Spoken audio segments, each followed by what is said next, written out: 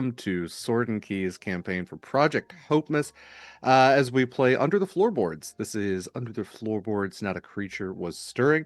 I am Derek Sword. I use he, him pronouns. I am your GM for this game, or your guiding voice, as Under the Floorboards likes to name their GMs. I always love games that give game masters a specific title, and guiding voice is a pretty good one. I do like being a GV for this one instead. I am so very fortunate to be joined by these very lovely people who have taken time out of their busy holiday schedule to play a game for charity. Project Hope is a very important organization that we have chosen this year to support. They do the Project HOPEmas campaign every December, and we find ourselves very lucky to spend some of our time to raise money for them. So it is the season of giving. We do have special incentives built into this game. We have advantages on a single die roll or multiple die rolls. We have complications that can be added. We have like critical successes that can be added, or if you're feeling particularly excited, you can rename the cat. I'm looking forward to seeing what that turns out to be. I might have really shot myself in the foot on that one, but we'll see. Make sure it's like stream appropriate, right? Like I don't need to say that, right? We're all adults. Okay. I want to have these lovely people say more about themselves and their characters, but real quick, while I'm doing the rest of my intro stuff, this is a Sword&Key game. You can find all of Sword&Key stuff at beacons.ai/Sword&Key. Find all of our links in one neat, nice place. There's socials, BlueSky and Instagram. There's links to our Discord where we can hang out with cool folks like us, talk about cool games like this. There are links to other charitable organizations that we're in support of at any time. I think we have 6 right now that we're in support of, but Project Hope is the big one that we're pushing for in December. We also have links to all of our affiliates and some discount codes, so like Long Dog Dice, Gen Mix Credible Dice Sets. You can use code Sword&Key for 10% off your first purchase. You can also use code Sword&Key for 10% off your first purchase at Eldritch Foundry if you're getting custom minis, or if you do 3D printing. You can also use our affiliate code, gets you a 3-month subscription, $19.99, unlimited STL files, pretty great. We also are an affiliate with Hit Point Press. We have an affiliate link if you're going to be purchasing anything with them. All that said, let's go ahead and go around. I'm going to just make a big horseshoe shape here. So let's see, who would that be? That's going to be Taylor. Taylor, if you don't mind starting us out, who are you and who are you playing today? Hi, yes, I'm Taylor. I use she, her pronouns, and I'm playing Etagere, aka Etta, who also uses she, her pronouns. And I actually had myself medically shrunk down to play this game. As you can tell, here's the proof, my totally normal size D20. I hopefully will be returning back to my full size on Christmas Day, but we'll see. Very tiny. I really appreciate your social media post. That was very cute. The angle and everything was great. Next up is Anniek.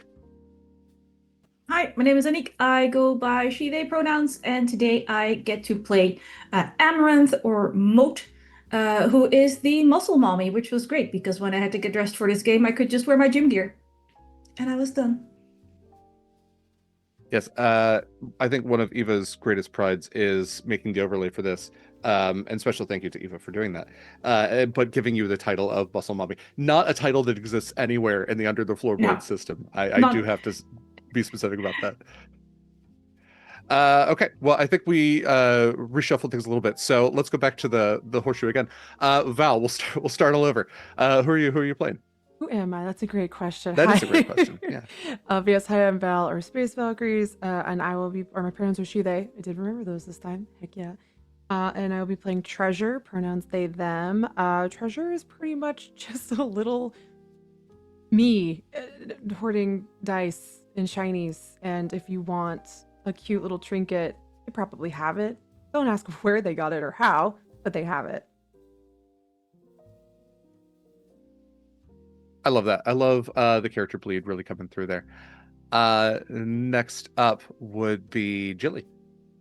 Hi, it's me, Gilly.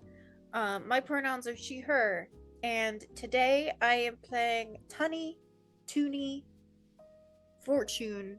So I think there's probably a bunch of different versions of it, and everyone probably has their own slight variation that they call her Tunie, right? And her pronouns are she/any. We're not revealing our vibe, right? Our class. Did I make I don't remember. You absolutely can if you want. I mean, that's kind of the thing about Under the Floorboards is everybody's like, there's no set classes. It's Oh, kind that's of right. what you specialize in. We Yeah. learned about Masawami. I remember Yeah. now. Yeah. It's all coming back to me. Like it was I yesterday. am like it was yesterday. I am playing a sort of I've given it the name like Fixer Crumb Seeker because I think that she is the one who sets logistics, sets plans, and finds resources and the uses for the resources. Love that. And then last but absolutely not least, we have Kaila.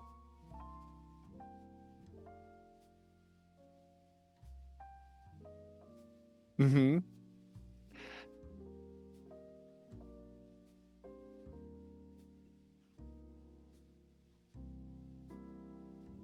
Fantastic. Special thank you to Kaila for running tech for this particular production. Okay. Well, let's jump into things.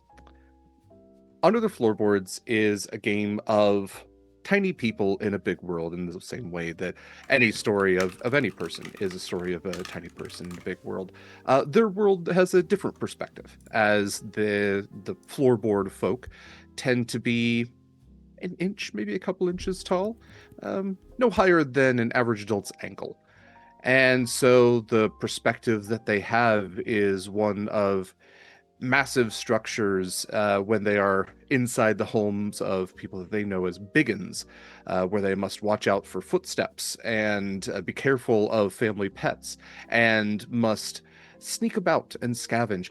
There's no word in floorboard folk language for coward because it is not cowardly to run away from something scary that can hurt you. That is just the smart thing to do. That's survival. And the floorboard folk are smart people who survive very well. They tend to live within the walls, within the floorboards themselves, hence their name. And in a very particular home, in a very particular part of the world, for the Biggins, it is Christmas time. It is Christmas Eve, the night of Christmas Eve. For the floorboard folk, it is a time where the world around them gets warmer, brighter at night, colder outside as snowdrifts can be seen through the windows. But music tends to play more frequently, and food tends to be shared more openly.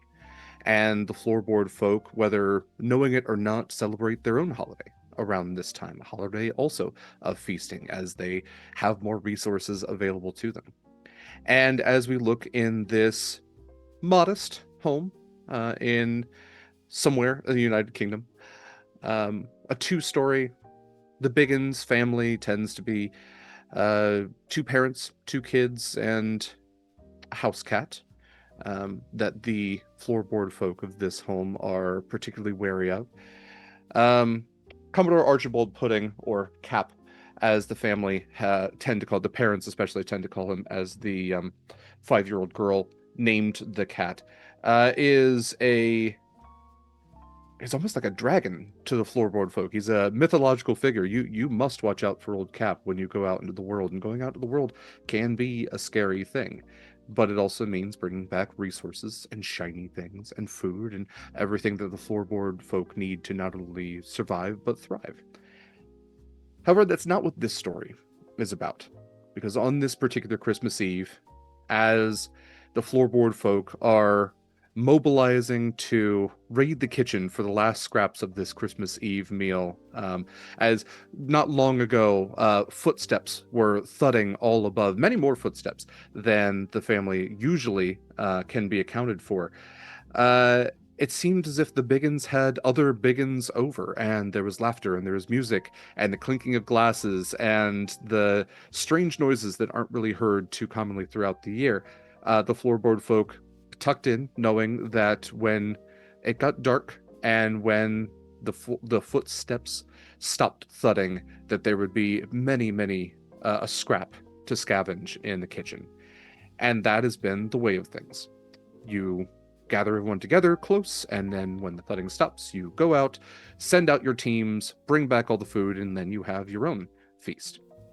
And, maybe even share some gifts if you can get some shiny things out in the big world. but a particular hitch has arisen as one of the patriarchs. Again, no one's really sure who he's related to, but an older member of the floorboard folk families, their clans, old HOPEmas, has gone missing. And the last thing that anyone saw was old HOPEmas pulling on his elongated beard and telling some of the younger floorboard folk that this would be the year that he goes to see that big old star. Never seen the stars before, but this is going to be it. This is the year for old HOPEmas. It's the last that anyone saw them. And so, as all of these teams of floorboard folk are being put together, mobilized, all of their gear being put on to gather this feast, your particular floorboard folk, I'm going to stumble over that every time, have been pulled aside to go after old HOPEmas. And so you stand in front of one of the older members, not as old as old HOPEmas. She has a dress that's kind of made of like all of these patches that have been put together. She has one big piece of glass that she uses as like a singular eyepiece that she can pull over her face, almost like a welder's mask when she needs to read things better, as her eyesight really isn't great. And she stands there with her arms crossed. All right, listen. You all draw the short straw on this one. HOPEmas is missing, and you all have to bring him back. Now, the last thing he said was about going to see the stars, and I don't think old HOPEmas is going outside, because he's seen them stars, and he says that they're too far away. So I think he's gone across the land there, and I think he's gone in search of that big tree the family tends to bring in every year. Never made sense to me, but they got a star on top of it, and if I know old HOPEmas, he's gone and got himself into a pot of boiling water on this one. Not literally, don't go to the kitchen. But I think if you can track him down, follow his footsteps, and keep out of trouble and bring him back, maybe we can have ourselves a decent holiday. If not, I don't even want to start thinking about all the trouble that old HOPEmas can cause for us. So, keep quiet, keep low, be safe, make it back. And she just claps her hands and turns around. Oh, sorry. She turns back around. Any questions?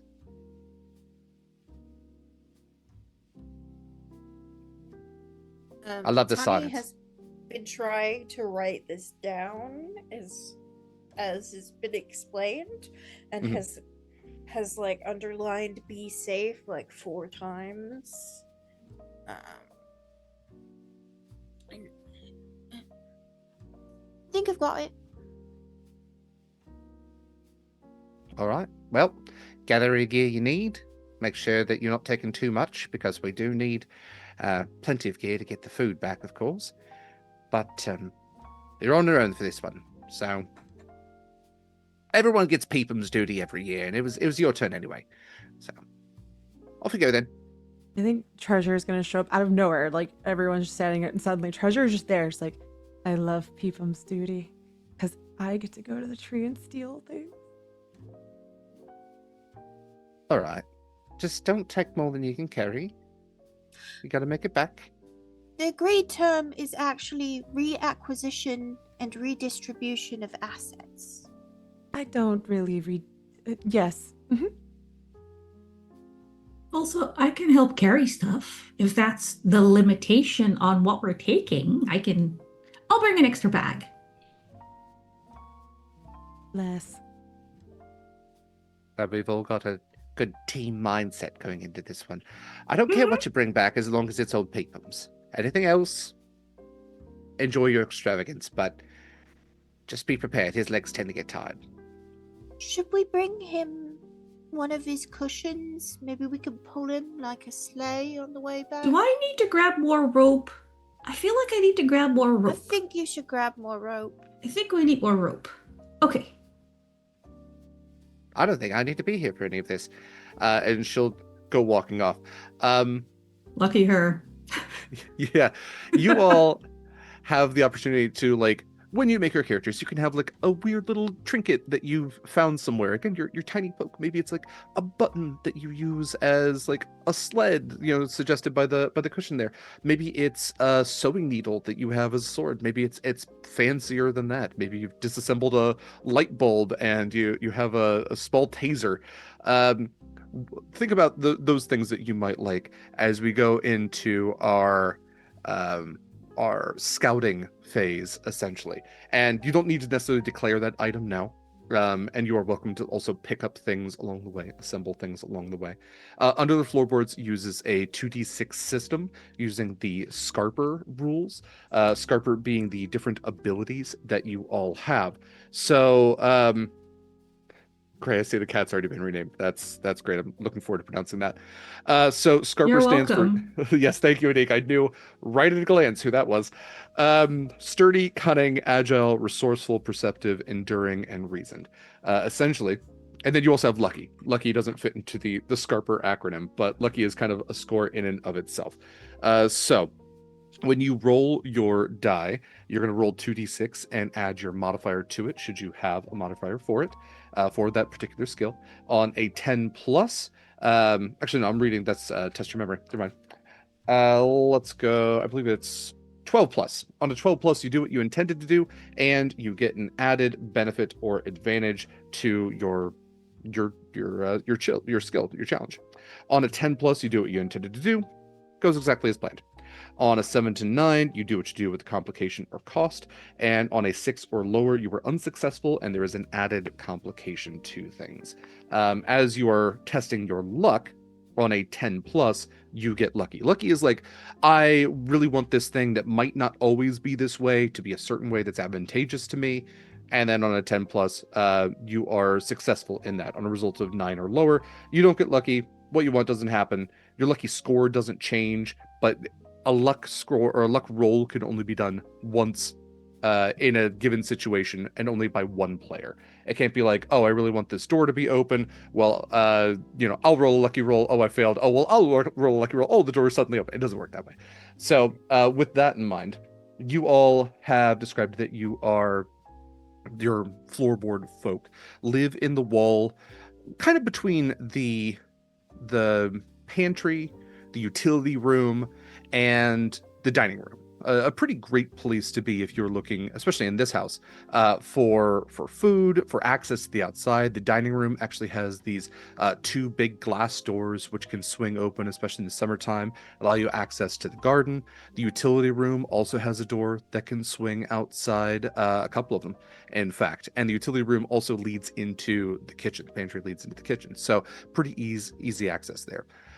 Your primary mode of access from the dining room is to go through a cupboard where cutlery, silverware, plates, bowls, all those sorts of things, the fancier sorts of plates and bowls that aren't super accessed very frequently, are all kind of stored in this one place. So you can access it through there, get into the wall, under the floorboards themselves. So you have a couple of modes of movement here. You can go through the utility room, you can go through the dining room. I believe in our session 0, we also talked about how there's like a rope and pulley system underneath the dining room table itself to allow you all to have like a ropes course under there. But essentially, you will be heading south in this house to get to the lounge area, which isn't super traverse because it is pretty far away. But you do know that you can like see far away in the distance, like a mountain in the distance, this towering conifer tree with this bright shining star that shines like a beacon, like a spotlight in the far distance from where you would look. And you can also hear that there is music kind of lilting from some unknown source out in these rooms as well. With that in mind, how would you all like to proceed? Well, I sort of think that if we went via the utility room, then it would probably be, I don't know, maybe under the table would be easier. We do have all that infrastructure that we invested time and money in for future projects, The Utility kitchen's room- where the food is. Kitchen's where the food is, but also high traffic area. especially in the holidays, you know? Yes, but I'm awfully hungry, so I wouldn't mind if we went through the kitchen just on the way out to see to see the stars and the trees and get old HOPEmas. Usually, Peebles needs a snack. true. Usually, post-holiday, we'd send out a few scouting parties first, you know, get the lay of the land, but those won't be going till tomorrow. Till And the if morning. the people are in the kitchen, then the cat won't be because he doesn't like being around the people that much. Do you think they have a tiny knife or like a tiny, what are they called? The Cats have the lots of tongue. tiny knives. I don't want that one. I I do don't have think a they're few tiny. claw. Like it's fine. I was just let's Bit do the made kitchen. of knives, really, when you think about it. I really don't want to think about it. Kinda, sorta. Please, no. Yeah. So the plan sounds like to go through the pantry utility room into the kitchen. And Derek, Mhm. I would like for you, as our leader, our fearless leader, Your guiding voice, yes. to the guiding voice of wisdom, Mhm. to tell us what the cat's name was changed to. Yeah, that's a really great point, Julie. Because how are people going to know if they need to rename it if they don't know what the name is? I'm going to do my best with this. Boy, this feels like a terrible Oh, spelling bee Money situation. Like, well spent already. I'm going to say Gisbrecht. Is that Yeah. pretty close? Yeah. No, okay. So this wonderful family has named their cat Gijsbrecht. It's Nice. with that soft of an H. G. I was like, well, it's probably not a hard G. It's probably like, maybe like a J sound, an H sound. God. Gijs. I don't Just think back my off the mouth throat. produces enough saliva to make that noise. It's actually a really dry G. The wet ones put an S in front of it. Sorry. I can't start all Really that. wet G was dry G was not what I was expecting today. It's like a Dutch family that's living in the UK. They're import, apparently. Yeah, they imported. Yeah. All right. This cat I'm only sure responds if it's Gijsbrecht- pronounced correctly. Like, I'm sure he's hanging out in a dining room or something. Him and his 11 knives. What does the name mean? I googled it just to see what it would come up with. Gijsbrecht van Amstel is a 17th century history play by. Oh, come on, Anniek, why would you do this to me? Written to They didn't inaugurate name him after Amsterdam's the first. play. Okay, what did they name? What's the name? Why did you choose the name? I needed something with a G, and it was either this or Guusje. Okay, great. But Gijsbrecht is just so. Brecht is you like your family used to be noble-ish, and Gijs. I honestly don't know where we got Gijs from, but it's such a common name. I have at least one nephew called Gijs. Oh, but it's you used such to a spell common it. name. You used to spell it. I don't have a lot of nephews. Basically, it is derived from the old German arrow, but I'm not sure how we got from arrow to Gijs. You know? Right. That's a good question. A question for another time, because I don't want to Yes. get down in this particular rabbit hole. I will not find my way out. Okay. So, traversing through the pantry then is the plan. Yes? Yes. Beautiful. Okay. All right. So, in your cupboard, within the wall itself, I think a lot of times, if I were to extrapolate out to the biggins, there tends to be this this denial, this level of refusal to admit that there are tiny human-shaped people living inside your home. So, when it comes to like the modes of entry, sometimes the biggins just think, oh, that's just like a little mouse hole, and they try to plug it up and they put up mouse traps and things like that. But you already have Gijsbrecht in here, so they're not catching any mice. So when it comes down to it, it's just free cheese, and maybe you get like some springs and stuff out of the mouse traps. you all have like a small kind of opening that might be interpreted as a mouse hole in the pantry, and the family sees, a little bit of food maybe going missing here and there, all depending. But ultimately, I think you all are sneaky enough to get around it when you tend to take a little bit of rice or cereal or any of the other dry goods that are stored in the pantry area. And as you traverse outwards onto this cool tile floor, the door in this room a little bit draftier than others, so it's definitely a little bit colder than it was in the burrow under the floorboards, where you were previously a place of industry and light and movement. You can see that there are several groups that are mobilizing, moving outwards. Many of them are carrying like stacked on top of several of them, all holding it upwards. These like cutting boards, these flat planks of wood that they plan to bring all this food back on, almost ant-like in their motility to all this. You all kind of coming out this way are not necessarily headed in that exact direction. And so as they all kind of move around you, you can see that some of them have moved up. They have a pulley system that they're getting themselves up onto the shelves of the pantry and are going through some of the foodstuffs. Anything you all would like to do in this particular room? I'd like to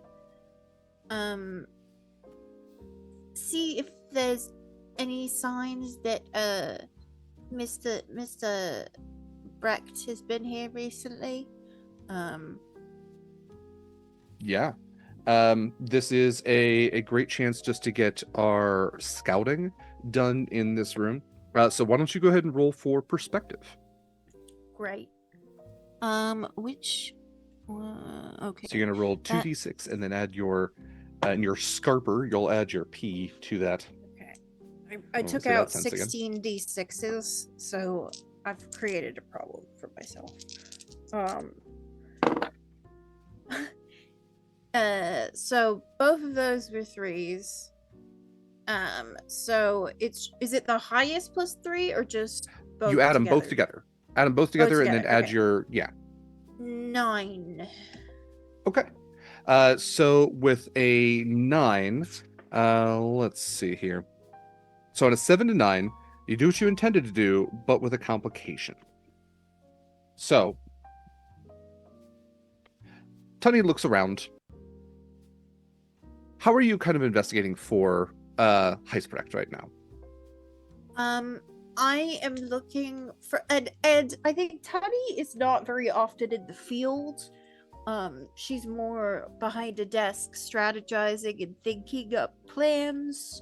So this is probably not her comfort zone, but I think she is trying to do what she hears that the scouts do, which is look for recent footfalls, and whiskers that look like they've is there a path of cat hair carnage left behind? Is there a toy that's had its insides ripped out? Has the wrapping paper been shredded? Yeah, all fair questions. Okay, so in this room in particular, in the utility room, this is weirdly one of the safer places from Heisprecht because, again, especially in winter, it's colder in here. The cat doesn't seem to want to be in here. You all can put a cover over your mouse hole entrance and prevent Heisprecht from getting close to you all or swatting a paw in at anybody.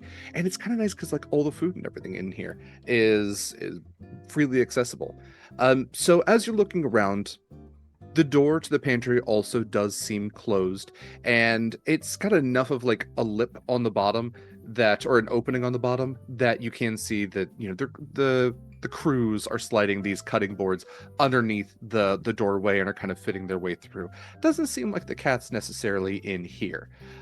However, what I will say is, as you are looking around for all of these cat clues, you barely miss it as you hear from above, "Look out below!"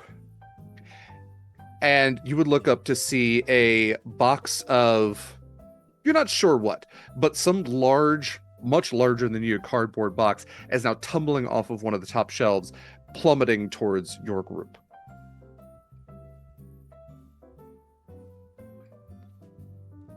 Can we dodge? That's it. You Treasure absolutely runs. can. Yeah, I was going to I say would if like there's to anything not Tunnie be would hit like by to a do. box. Yes, that's fair. If you would like to, actually, I'll put it up to all of you. If you would like to be agile and run away, we can make this an agile roll. If you would like to see if you could, like, I don't know, superhero this box, if you're in particular sturdy, or if you just want to be lucky about this, you could just stand still and chance your luck on it. I think the truest thing to the roll that I just made is for me to rely completely on luck for this. Okay. I would superhero this. Okay, if you want to tell me what your role is, and we can go from there. But yes, we are looking for, if you're doing luck, because luck is typically a little bit different if you're looking for something. With this, we'll actually make it a skill. So you are essentially looking for a 10 or above to be successful if you don't want a complication. You're definitely not looking for a 6 in this. So if you want to tell me what your role is, we can go from there.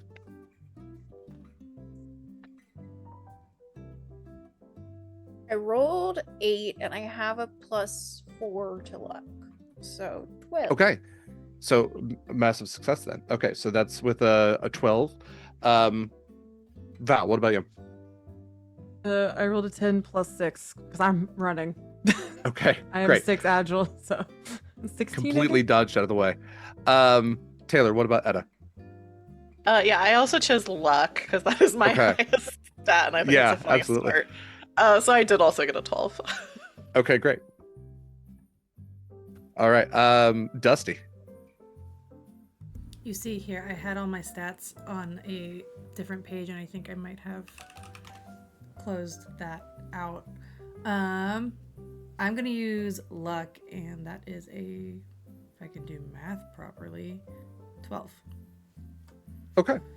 And then Anniek, what about Mote? Mote is sturdying this. Yeah. Rolled an 8 plus 6 and got a 14. 14. Okay, fantastic. With a 14, that is like extreme success. A box of like Scotch cookies comes tumbling down, and these butter cookies like go to slam down this like elongated rectangular box, all this plaid plummeting towards you. As some of you dodge out of the way, some of you just hope that your luck will carry you through. Mote does a full Incredible Hulk moment and just like superhero, but like the scene of Superman, you know, holding up the airplane or the Daily Planet thing. It's just full over the head, holding this box of cookies.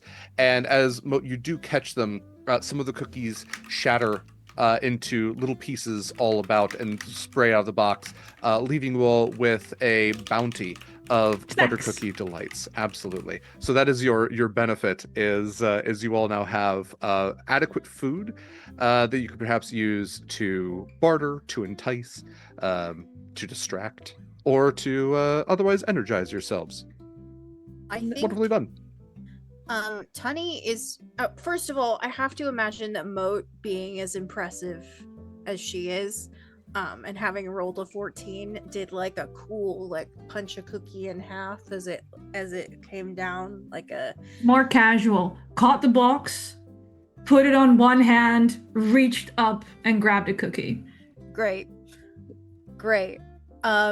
And so I think that Tunnie's gonna go, I could put some of those in my bag if you want. And she's gonna start shoving crumbs into what I imagine is yeah. like a hammer There's lots. You can have some now if you want. People are hungry. There are people hungry. Who wants Treasure cookies? is already eating, like, Perfect. just in the corner nibbling. Like, oh, and also, can Treasure have as their trinket, basically a bag of holding, where it's just a bag that things come out of, and you're like, what? How are you? How did that? That shouldn't work that way. And I just kind of want. That'd be really It's like funny. video game back pockets. You just fit everything Yes, in there. all of So a let's say- sudden. Just Yeah. endless cargo pants. Yeah. Where do they keep that? Who knows? Yeah, I mean, as long as we're not pulling like, you know, in a full size like Buick out of there, that's I'm cool with Imagine that. I have 0 sturdy. I am not Mote. that. Yeah, you could carry it. You just couldn't walk with it. That's fair. That's fair. You hear another voice that's now rappelling down to you as another one of your floorboard folk friends comes walking up, and he's younger. He's dressed oddly, as you see that he's decorated himself in salami and cheeses, it appears. And Willem comes walking up to you. I'm really sorry about that. I wasn't trying to drop nothing on you. It just seemed to slip away from me and the boys. The grappling hooks let go, and well, it seems as if you all better off than we were. So, just want to apologize. Treasure Will, you takes gotta a be little chunk of careful. salami. Just as Willem is talking, just a little. Oh yeah, no, you can. Yeah, You smell delicious. They walk away. it's to help me camouflage. Yeah, definitely. Yeah. You know, it doesn't also- stay good long, right? You can use something else to camouflage. Like what? Dust. Oh, it'd be filthy? Oh, I'm sorry. No. Do we need to go through the training again? No, not again. Sorry. Sensitivity training. Yeah, don't need that. Well, I suppose to make up for many mishaps, I do have this, and he takes off a half piece of dried sausage as he's been wearing as a backpack. I was wearing this, so you all can have it if you want it. I was going to be the distraction for well, you know who. I was gonna say, if No, you Sorry, try to who? be- we don't know who. We don't know who. Who are you distracting? You know, the cat. Sorry, which cat are you Giz- talking about?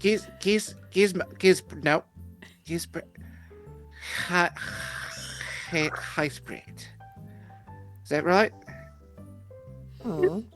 Sorry, I'm wholly distracted by Gilly's supportive face. She's like, you can I'm do trying it. to make the sound that it makes when you steam eggnog at Christmas time, like right, a Harrier jet taking off. Yeah, you know, the amorphously named cat. I seem to have sort of another memory of another name for that cat, but it was but a dream. Well, you know, the kids, they like to play. hmm Yeah. They are mercurial in nature, that is for sure. Well, I best be back to it. Where are you all headed to? Deal with Get Peepum's tree. HOPEmas duty.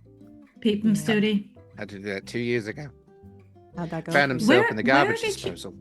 Oh. hmm So he doesn't always go to the tree, or does he always try to go to the tree but get stuck? HOPEmas duty happens at different times of the year. Hmm. Fair.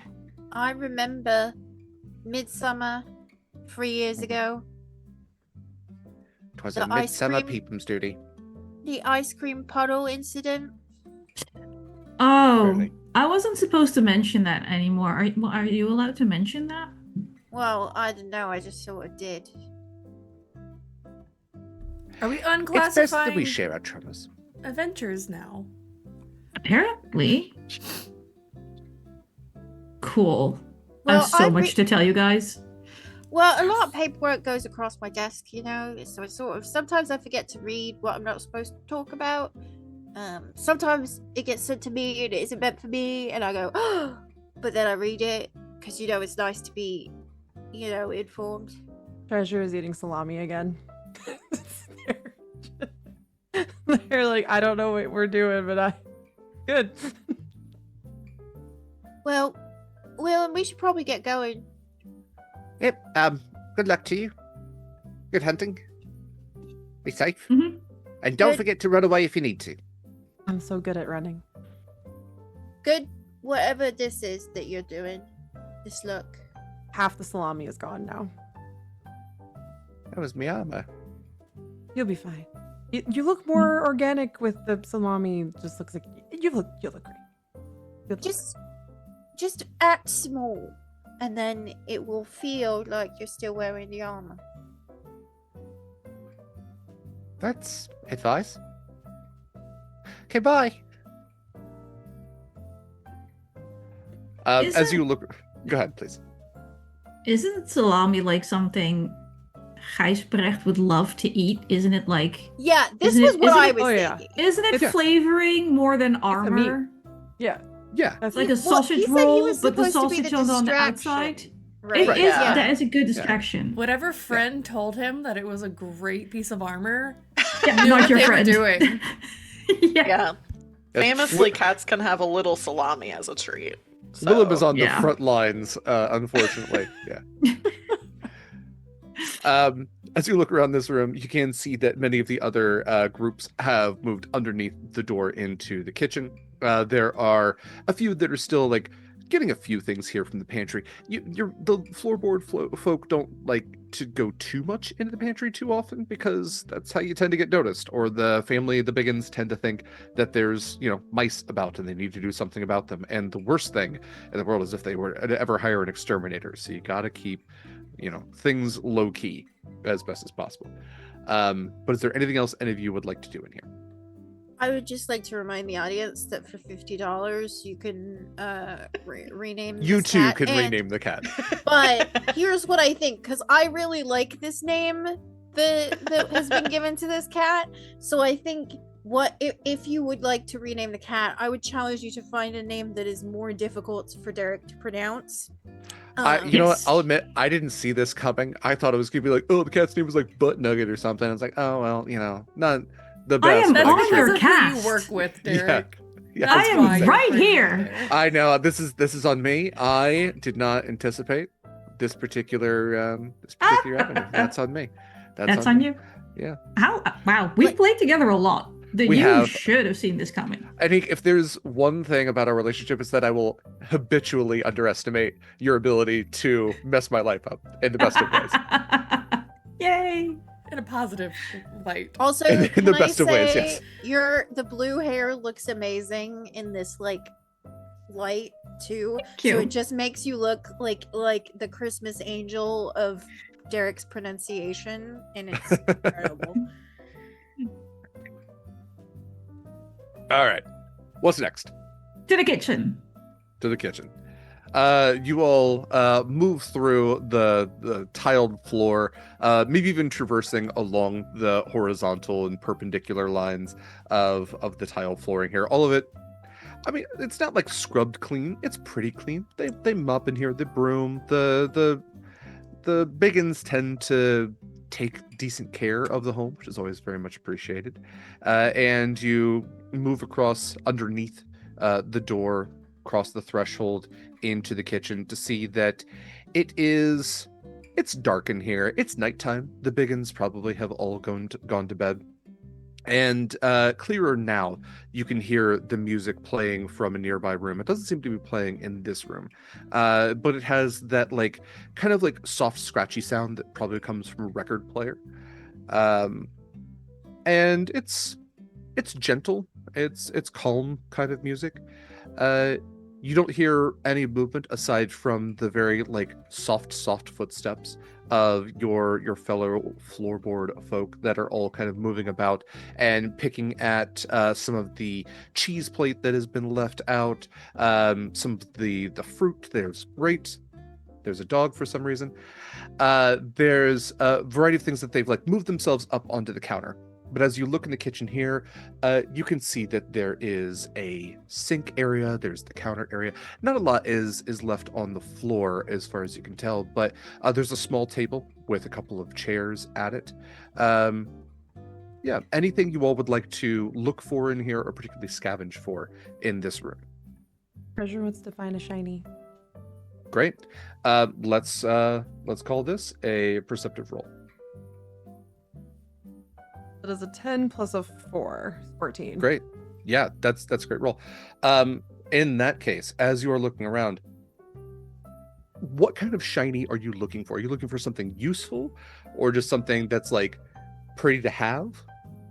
Something that's like mostly not useful, but will have a very strange, like it's mostly pretty and sparkly, but like maybe it could be useful randomly to give you a very difficult challenge there. No, that's interesting. Okay. What I will say then is, as you are looking around on the floor here, there's not a lot all about. You can look up at this towering counter from where you are, and you can see that there is, again, the other groups are moving.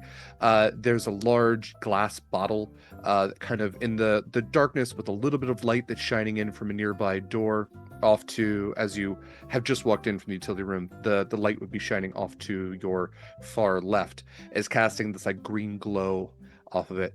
And on the ground, not far away, kind of like underneath the lip of the counter, might have gotten like kicked there accidentally, fallen off the counter. You see that there is a large, I guess, about half your size, really, piece of cork, and stuck into the cork is a rounded, almost like swiveled. It's a corkscrew. That is still stuck into the cork.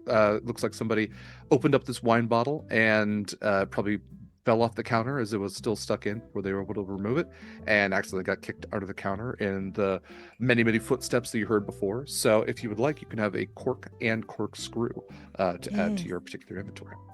Yeah, I think Treasure's just gonna be like, that's actually really big. Okay.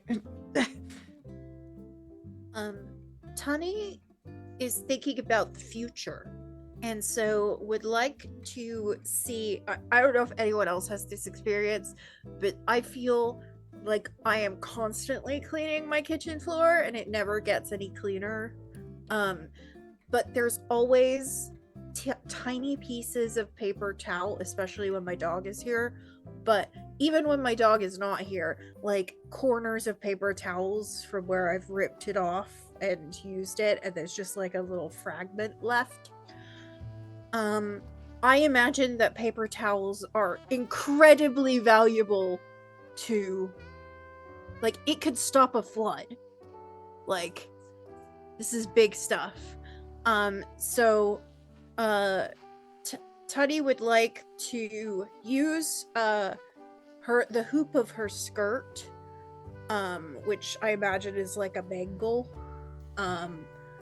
to kind of like try and find some paper towel and like chop some pieces to roll up.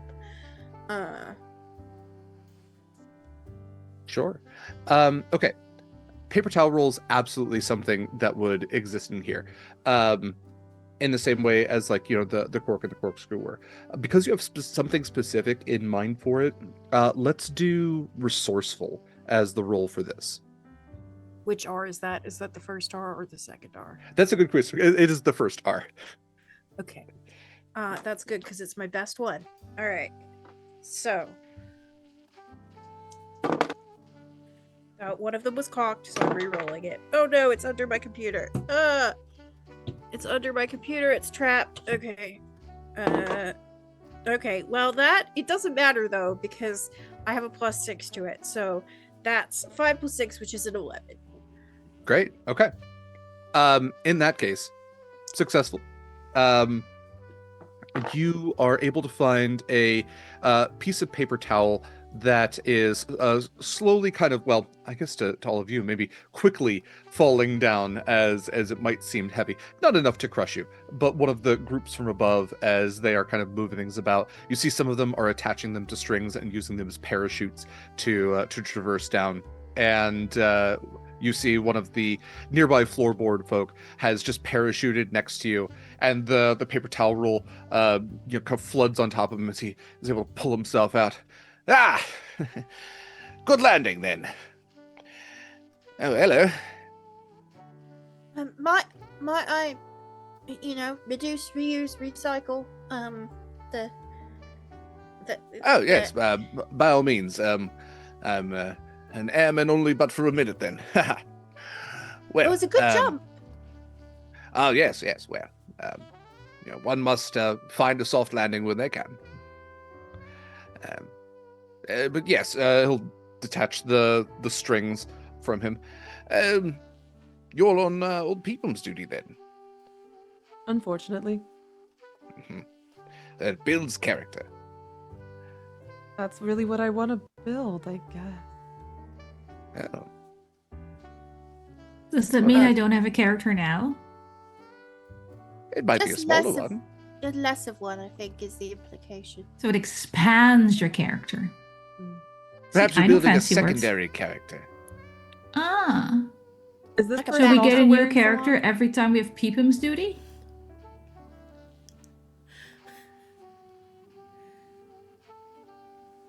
I've got to go.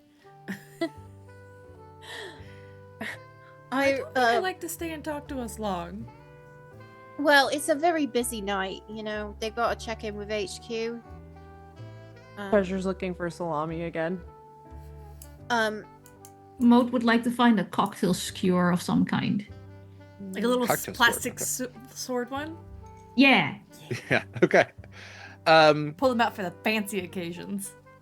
Preferably in purple. You know, something that to that point, you did notice that like there was at least one bottle that we would interpret as, you know, being some sort of liquor or wine that had been opened. And you know, one of the strange noises that you all heard not that long ago when all the stomping was going about was the sound of glass clinking on glass. Yeah, if Mote would like to roll for resourceful as well, please. I believe in you. Not my worst one. That's why I believe in you. Yay. Just don't ever ask me to do anything cunning. That is 8 and 3 is 11. I can do math. That's a really good roll. Okay. What I was going to say is that you could see one that was in a glass on top of this table, which would essentially be like climbing up like a 10-story building for all of you. But the 11 part of it is as you see this cocktail skewer sitting in this glass, one of the other parachuters are now descending down towards you, and one of their parachutes catches on it just enough where it flips it out of the glass and it comes spinning down and lands right in the ground next to you. Olive still intact at the center of it. I'm gonna take my skewer and I'm just gonna treat it like a carnival snack, basically, like just munch on it as we go along. Yes. Like a turkey leg at a Red Fair.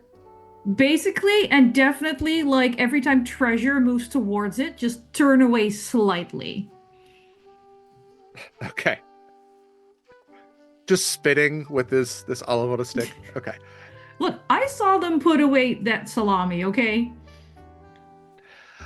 You will see that by this point, all of the crews with their cutting boards, some of them have bits of, again, like dried meat or fruit or like things that would be on charcuterie boards, essentially. Some of them have even like collected small bowls of different, like maybe water from the faucet or leftover spirits that might have been left out.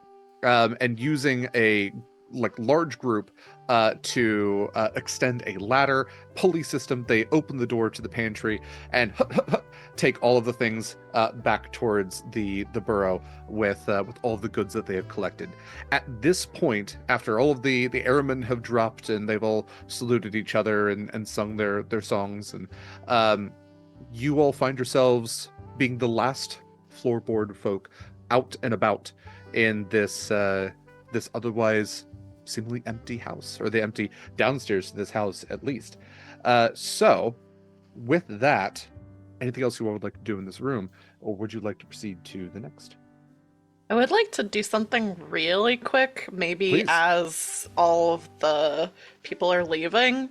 Because this is Etagere's first time out without her parents, I think. She's like 19, and her parents are, especially her mom, is very overprotective. So most, I think, floorboard folk are out and about doing scouting and stuff a little bit earlier. But Etta is dressed in like a little perfect, like, Victorian doll dress and has a big bow and is very, like, looks like a little doll. Like, if she just stood still, I think she would look like a little doll in a dollhouse. So being out without her parents, I think, is looking for. I'd like to see if there's like a fondue fork, like one of those like long forks with like the skinny little two tines at the end. But she'd like to try to like, if there's any like boys her age that are in the group that's like heading out, she wants to try to like impress them with like finding something cool before they fully leave. Yeah, absolutely. Let's roll for resourceful for this. Okay. That is 11. Yeah, 11. Okay.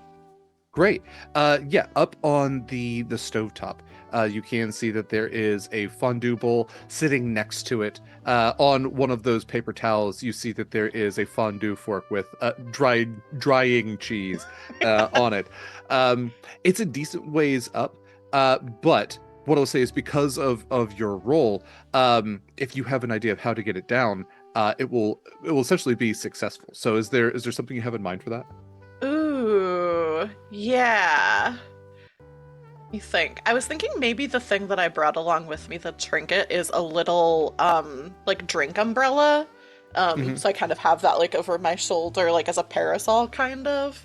So maybe I would like close the parasol and try to just like spear it up to knock down this fondue fork.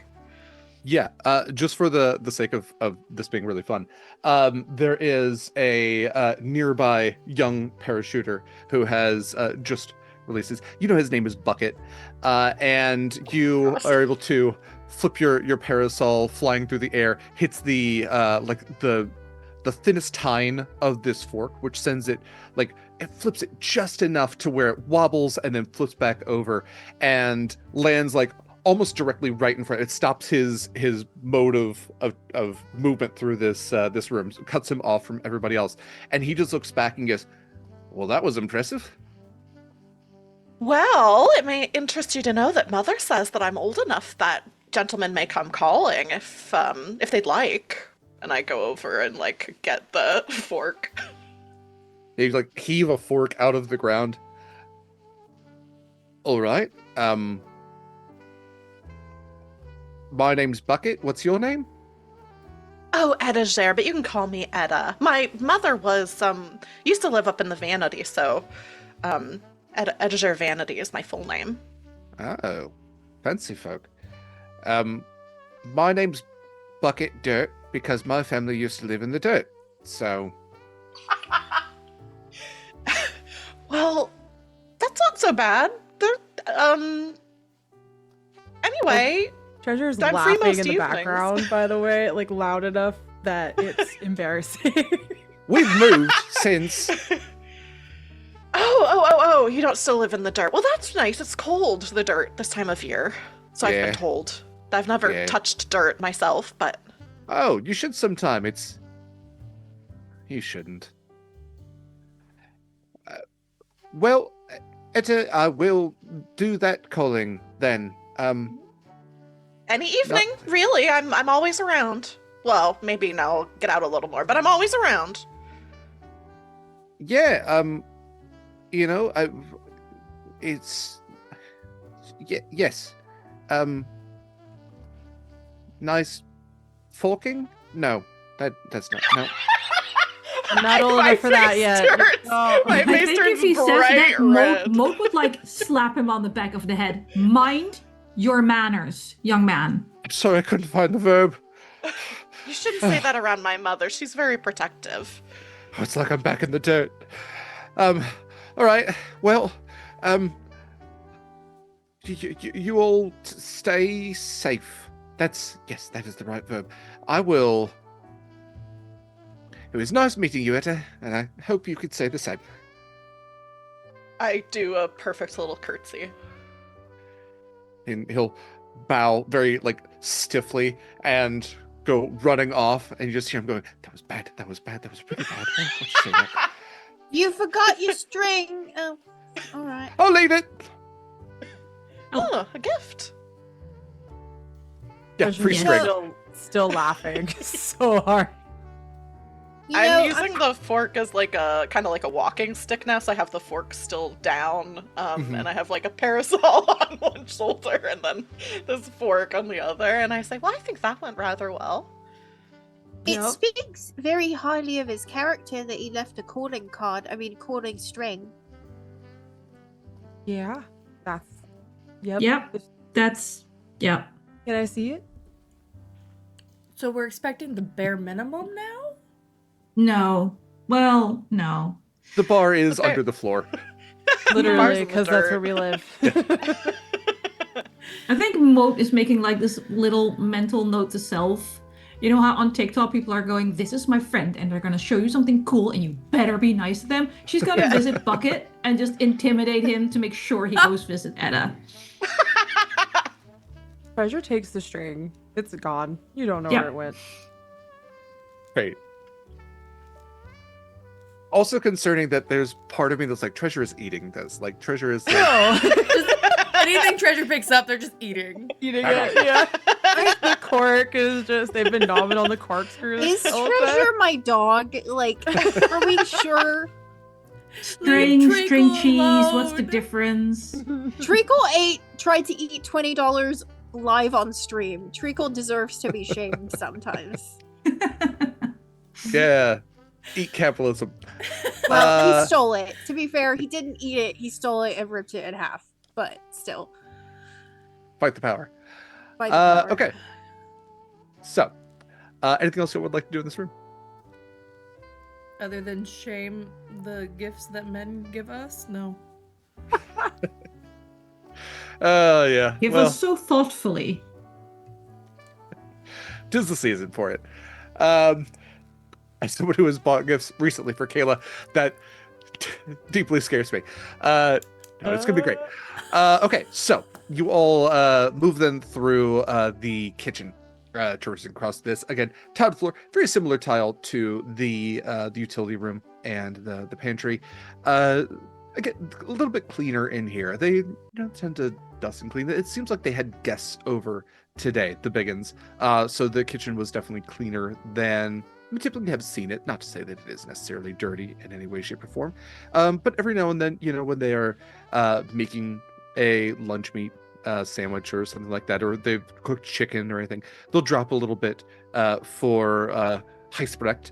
But the floor seems otherwise pretty spotless, and the floorboard folk have also not really left anything behind. They've left no scrap untouched at this point. And again, you still hear that music lilting from this side room as you get closer to it. I should ask, because we are at this junction point, you have two roads diverge in this wood. You have, as you're walking towards the corner of the kitchen here, the southern corner, a door that will lead you to the entrance hall, and a door, that door is a door that swings, but isn't necessarily latched with enough oomph. You could push it open. Otherwise, there is a completely open entrance that leads you to the reception area. Which of these rooms would you like to go through? Either one will lead you to the lounge. What would the reception area be? That's a good question. So, this map is a house that is currently available for sale in London right now, going for $388,000. Pretty, not that big of a house, honestly, but London In prices, I London? guess. Yeah, I'd imagine Yeah. so. Yeah. Is it not that big, or American houses too big? In London, I think both of those things can be true. Probably both of Yeah, those we can things. hold two things true in our minds at one time. This is true.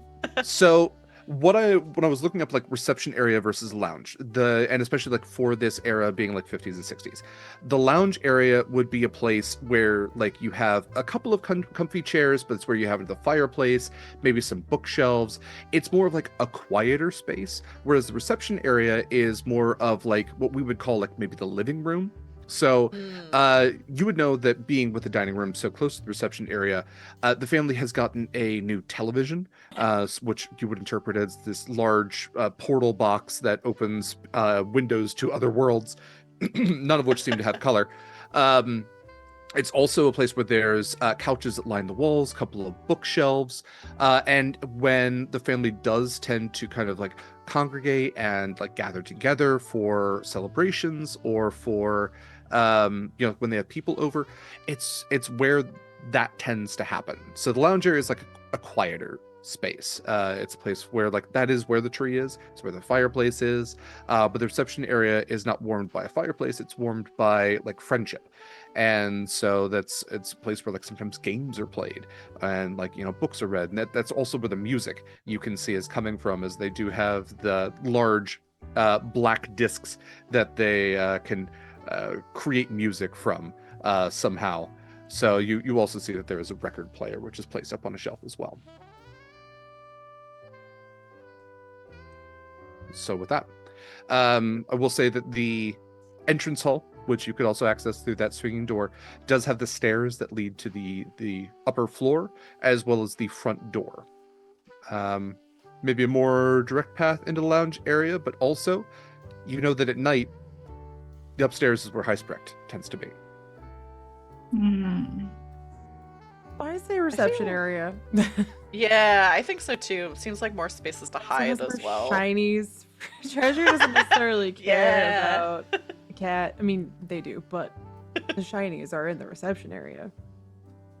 Okay. I think the keys are in the entrance hall. Those are shiny, but Mote would be pro reception area.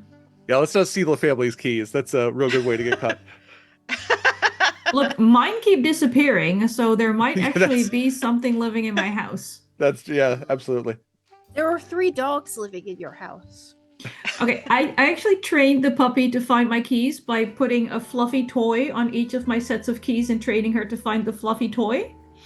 And that's actually been working out really well for me, apart from the fact that now when I come home, she rips the key out of my hand to go play with the fluffy toy. But she's already fetched me my keys twice. Success is success. We can't question that. Great. Traversing into the reception area then. Why don't you all give me perceptive rolls for this, as we are all entering at the same time. We can do a group scout. And I will average these. 15. Oh god, Oh. saved by my dice. 13. 8. I got a 10. Okay. And last one. Etta, did you say yours? Yes, I got a 10. Yours was 10. So I have 10, 8, 13, 15. Who am I missing? Oh, I got a 12. 12. Okay, thank you. There we go. Okay, so we got 58 divided by 5. Okay, so that's 11.6. That is pretty good. Okay, looking around then, what you would spot immediately are the things that you're most familiar with. A number of you have been scouting before. Etta, maybe not so much. But what you have seen in this space is, again, like there's the record player, which is playing this soft holiday music. You can see that there are lights all decorated about. This is the most well-lit room you have been in so far, especially because there is light coming from the nearby room of the lounge itself. So the lounge area has these 2 glass doors that are both swung open. And kind of coming from that space is warmth and light from the fireplace, which still has some cinders kind of glowing inside of it, but it's a rather warm room. The tree is lit and is emitting light as well. The space you're in, like the lights are lower, but are still on. And as you see that there are the bookshelves that are lined, they seem to be cleaned. You can see that there are 2 couches on either the west and east side.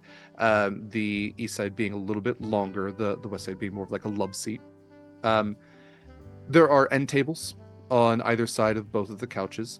And you can see that there are glasses, many glasses, some still with liquid in them, some with not, some with, more skewers with olives in them. And on the ground before you is a large flattened plane of multicolored cardboard, as far as you can tell, and several tokens all scattered across it. There's a wooden or cardboard box nearby as well. But the thing that you spot, I think, most importantly in all of this is a massive hand which is draping down over the side of the love seat. And as you follow it up, you see that it is attached to one of the biggins who seems to be slumbering in this love seat here. And with that, you don't see any signs of the cat, as far as you can tell. You can't see that there are like bits of food that are scattered on the floor as well. This room not being cleaned after the party. So there are like crackers kind of scattered about here and there.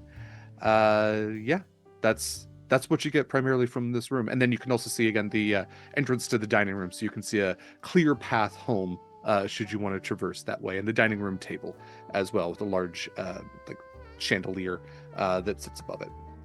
What would you like to do? minute like everyone's taking their surroundings, right? And the minute everyone turns around, Treasure is already stealing one of those tokens. Yeah, on the okay. ground. Like Great. it's like a cartoonish look back, and they've gone very far. See, that's how you lose board game pieces. That's why I put your games away. Treasure will take them happily. Treasure, why don't you roll me a... Let's call this a... And I can call this either perceptive or cunning. Let's call it cunning, just as you are trying to determine like what this game is. This is a board game, essentially, that has been left out. But if you can determine like what this is as you are approaching and perhaps what you're getting yourself into. Well, that's a 12 plus 3, so that's 15. Dang, let's get these great rolls. Yeah, okay. With that then, it's a relatively newer game that the family got their hands on, and they seem to have a great time with it as they were playing it recently. The outside of the box, you kind of have to tilt your head as the box is kind of flipped upside down and the writing is upside down. But you read the words in Biggin language as it spells out the word Cluedo. And you would see all scattered across this board are small metallic pewter pieces, something like a knife, and shapes you don't fully recognize. There's a pipe, but not a pipe like you've ever seen before. It's like your size. There's a candlestick, but like a candlestick that like would be again like sized for you. Everything here seems to be sized down. Are they playing a game of floorboard folk? Why would they have pieces so small? They couldn't use a rope like this. The rope doesn't even unthread like that. You have better rope than this that you got from the kitchen. Like what is happening here?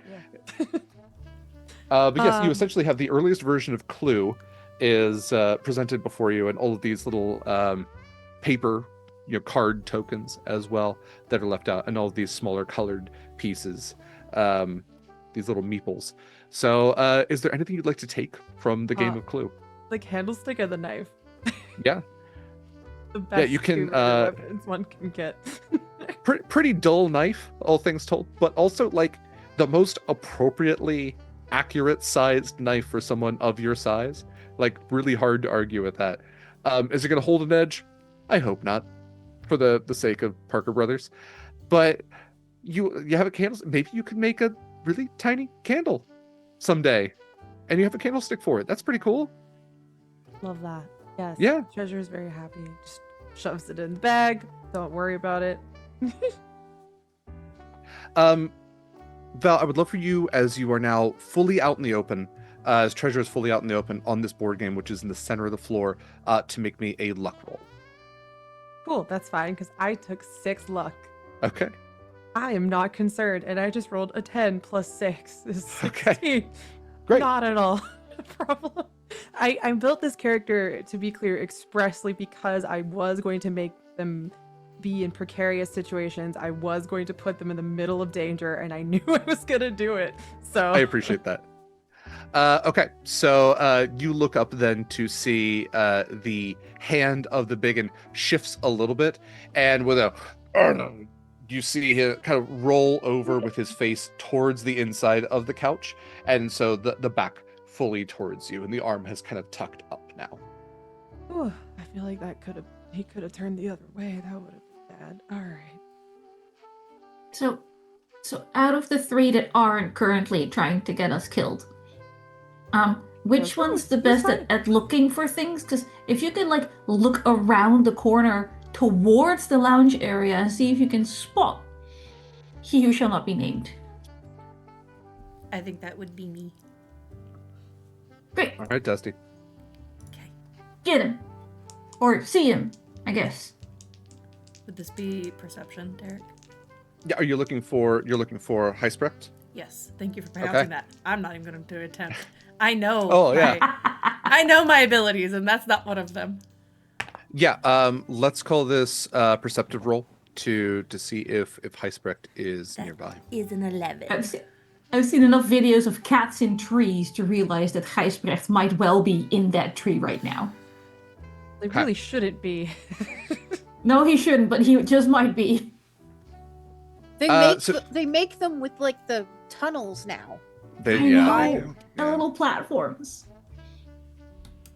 Okay, so you look around and you're looking towards the lounge now, where again, like this tree is like looking at a mountain in the far distance. It's so huge, and from your point of view, it almost seems like blurry in how distant it is. It's not like you can fully make out the needles on it, but the lights that are shining out from it, they're warm and they're bright. The star that sits atop it also shining bright as well, glinting with the lights of the tree. Looking close enough, you don't see any clear movement, nothing large enough that would indicate that there is a large, what I think was said in chat was tuxedo cat, that would be maneuvering its way about the tree. But what I will say is, you are looking towards the lounge, you can see your first clue of old peoples, as you see that there is a trail of buttons, just 3 buttons, different sizes, but you know that old Peepums would wear that as his quote-unquote battle armor, and it seems as if those have been recently shed. He would wear one kind of as like a wide-brimmed hat, one on the front, one on the back, and those buttons have fallen by the wayside. And they are mismatched, otherwise you might think like, oh, maybe these fell off of one of the big ones. No, those are old Peepum buttons. And you can see that very clearly he has headed towards the lounge. And again, the fireplace in there kind of casting this dim light as the cinders burn. Only the one big one that you've seen so far, but no other movement besides that of your companions. Treasure is already back by the others. Again, kind of a little bit of the teleporty, funny, cartoonish, like how did you get there? Because I have 6 agile. Really need to put a bell on you. Oh, I have a bell, actually. Not right now, they're sleeping. Put it away. Right. Now, I do think that maybe in the future we should put in for some further investigation of this us size thing. Do you think that it means that the biggins are on to us? I don't know. Maybe they're leaving gifts. Maybe they're trying to be friends with us. Maybe this is an offering. Yeah, it's a present. So I should go take more. Maybe. Is the Treasure knife is gone again. Yep. What were the other ones again? See if they have more snacks. There's a spanner. It's called a spanner in the. Thank you, Gilly. Yes. I just want to preempt that. What is a spanner? It's a wrench. Oh, cool. Okay. Yeah. Oh, that's super useful. I'll take that. Which if it's visible, Tunnie might ask to borrow. Thank you. This is very useful. You see, all the time I'm saying the tools, they're too big. We have to make adjustments. We do what we can, but if they're capable of making these, maybe they could manufacture on a larger scale. This could be the beginning of something. Cool. Happy for you. Or sorry that happened. Yep. Yeah, the pieces for clue, I think in the earliest Cluedo, they actually might have been cards, but for the sake of this, they are pewter. There's a knife, a revolver, a candlestick, a lead pipe, a rope, and a spanner.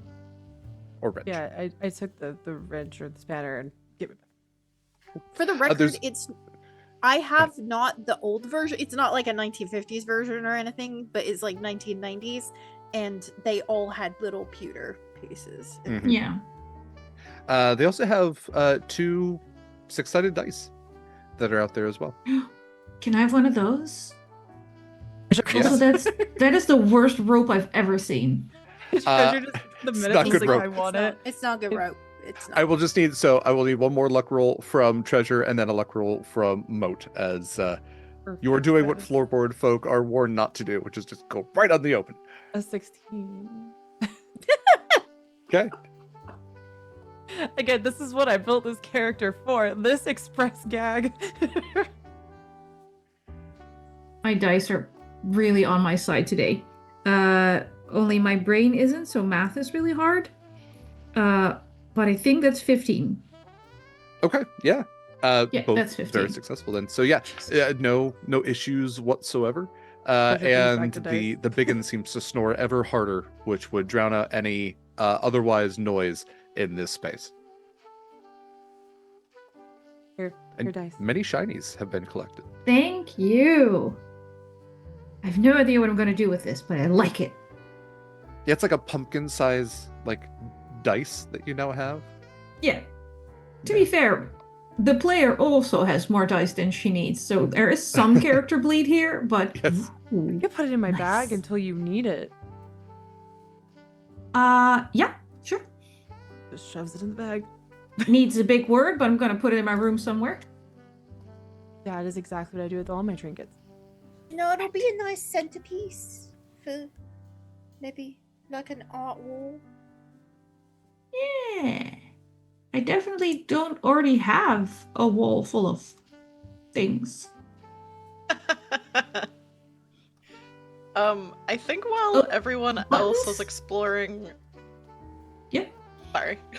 No, go ahead. I think while everyone else was exploring the clue board, Etta kind of wandered off by herself because I saw some of these glasses that are a little bit full still have something in it. So I would like to try to, I'm imagining like clamber up onto a wine glass and it's so deep that I'm like my legs are kind of like my feet are hooked around the outside of the glass and I have like little bloomers that I'm wearing under my dress. So there's these like fluffy bloomers and the dress is all around me and I'm trying to like get a sip of whatever is in this glass because I think this is the 60s. I'm 19. I think my parents have probably let me have little nips of things before, but I'm like, It's let's the see what's in UK. this big Yeah, glass. I think the It's Legally. the UK. They Age start at 19. 12. Don't Yeah. worry Yeah. about it. Okay. Let's. I I'm know not going to you're- be the one explaining this to her mother, by the way. Well, it's explaining. It's fine. Just don't let her fall in. But it's okay. That one person said it builds character, I guess. Mhm. Oh, yeah. Yeah. That was it. Okay, so you're not trying to lift the glass. You're more just trying to like get a drink with either like not tipping the glass over or falling in. Yes. Okay. I imagine just Let's- like leaning over it should just like slurp the surface. Yeah, I'm Yeah, I like gotta break the I'm surface like tension. hanging down by like my feet.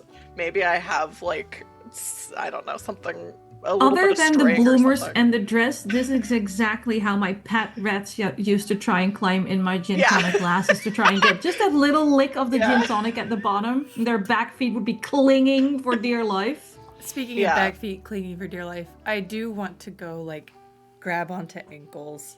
Just as Oh, like a you're so helpful. counterweight. Okay. just in case. Let's Safety call this. precaution. I'm kind of stuck on this. Let's try. I could see cunning, where you are trying to like literally maneuver yourself. That also like leads into agile, or it could even be enduring. You're not. Well, you haven't gone for a swim yet. Let's call I this- have 3s in all the ones you listed. So Yeah, I was gonna say I know that you are maxed out in luck. Let's try agile for this, as you are literally trying to balance. All right. Oh, I was kind of hoping I would roll poorly, but I actually rolled 2 6s. So Okay, great. 15. Then massive slurp. And I for the benefit of this, you can tell me what liquid this happens to be. Ooh. I think my mom has let me have like those little chocolates that have like the cordial that are alcoholic inside, so we like drink them like this. So they're very sweet. I think maybe, even though this is a wine glass, I think maybe it has like whiskey or something in it, or like something a lot stronger than what I was expecting. Full grain liquor, yeah. Yeah. So maybe that's why this person is so deeply asleep. But I think I take a sip and immediately I'm like coughing and sputtering and like trying to pull myself back up, but like Dusty's holding on to my ankles, so I'm just kind of floundering a little bit, but trying to be totally quiet. In that case, Dusty, why don't give me a sturdy roll? Sturdy. Oh, my sturdy's not very good, which is Oh unfortunate. no. That's only an 8.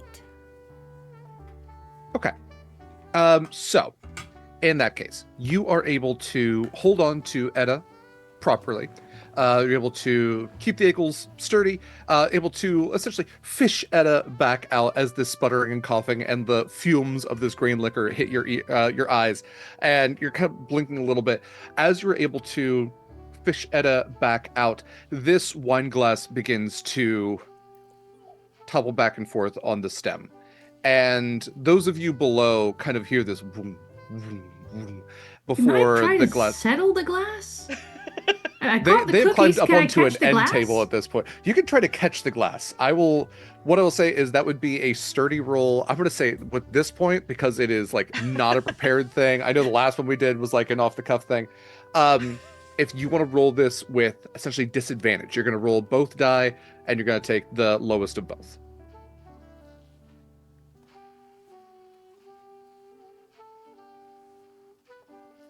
Aha! Sturdy as fuck. 8 and 6 again, because the other one was a 10 and a 6. 14. Okay. So 14. Okay. So the glass comes flying down, and for a moment you worry it's going to shatter on this hardwood floor. It is all hardwood in here except for a rug where at the center where the board game is. But as Mote comes sliding in to catch the glass, it lands with only a soft, like the very bottom of it lands with a tink and stays completely intact.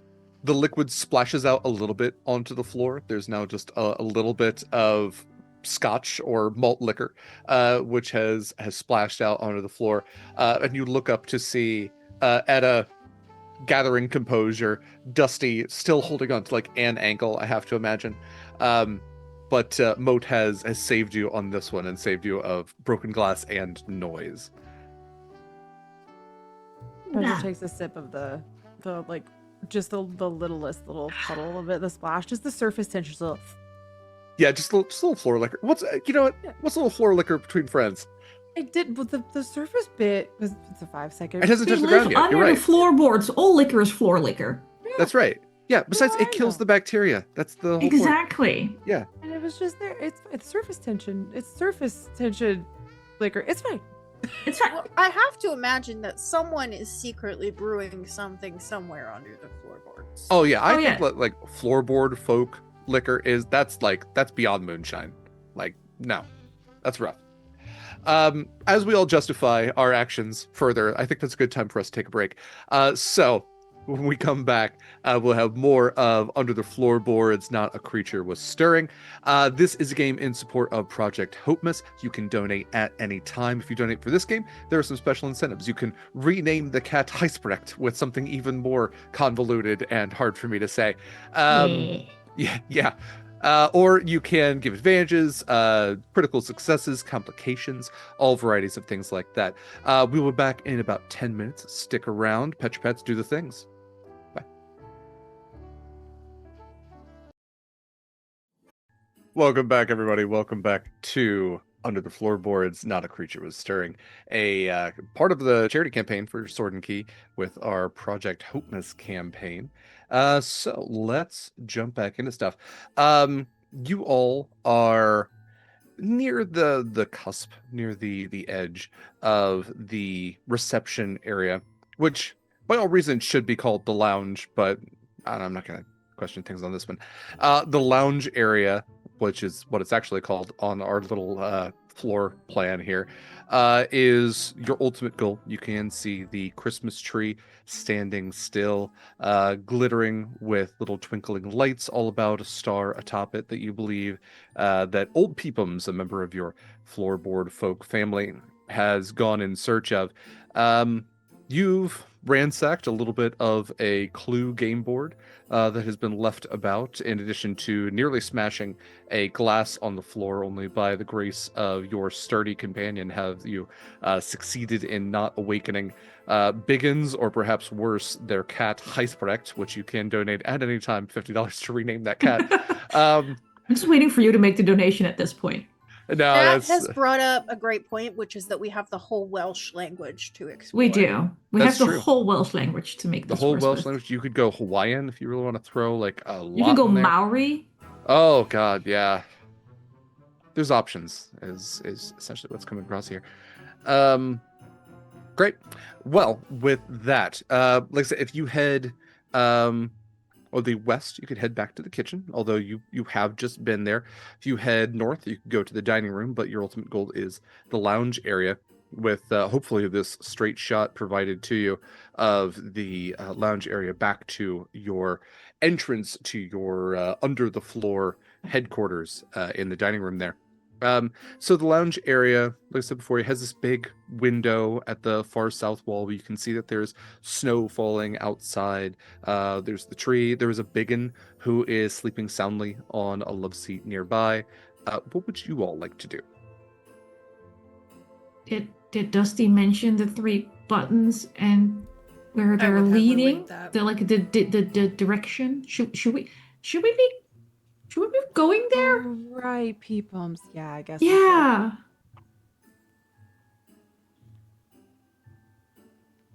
Well, I'm not Okay. going first. You're Who the is going sturdiest first? of us.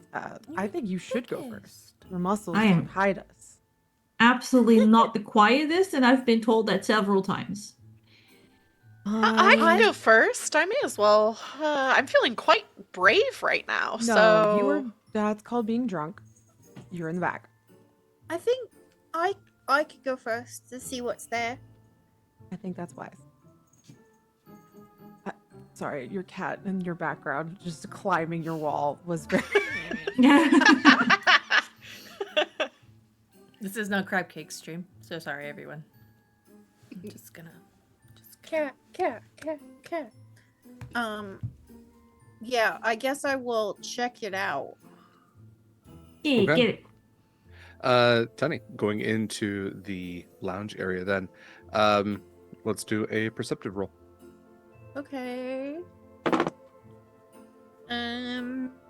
That's 8 plus 3, so 11, which I'm very consistent at least. Okay. Yeah, 11 is a success. So looking around, having entered this room, getting a little bit closer to this mountainous tree, the lounge area is carpeted. The reception area is hardwood, so you like take one step onto this plush carpet and then another, and you notice it's like softened your footsteps. You can see the buttons that are also like kind of just scattered just every few inches in the carpet that were left presumably by old HOPEmas. In the lounge, you can see that there is a massive fine leather chair, single seat leather chair, an ottoman that sits in front of it.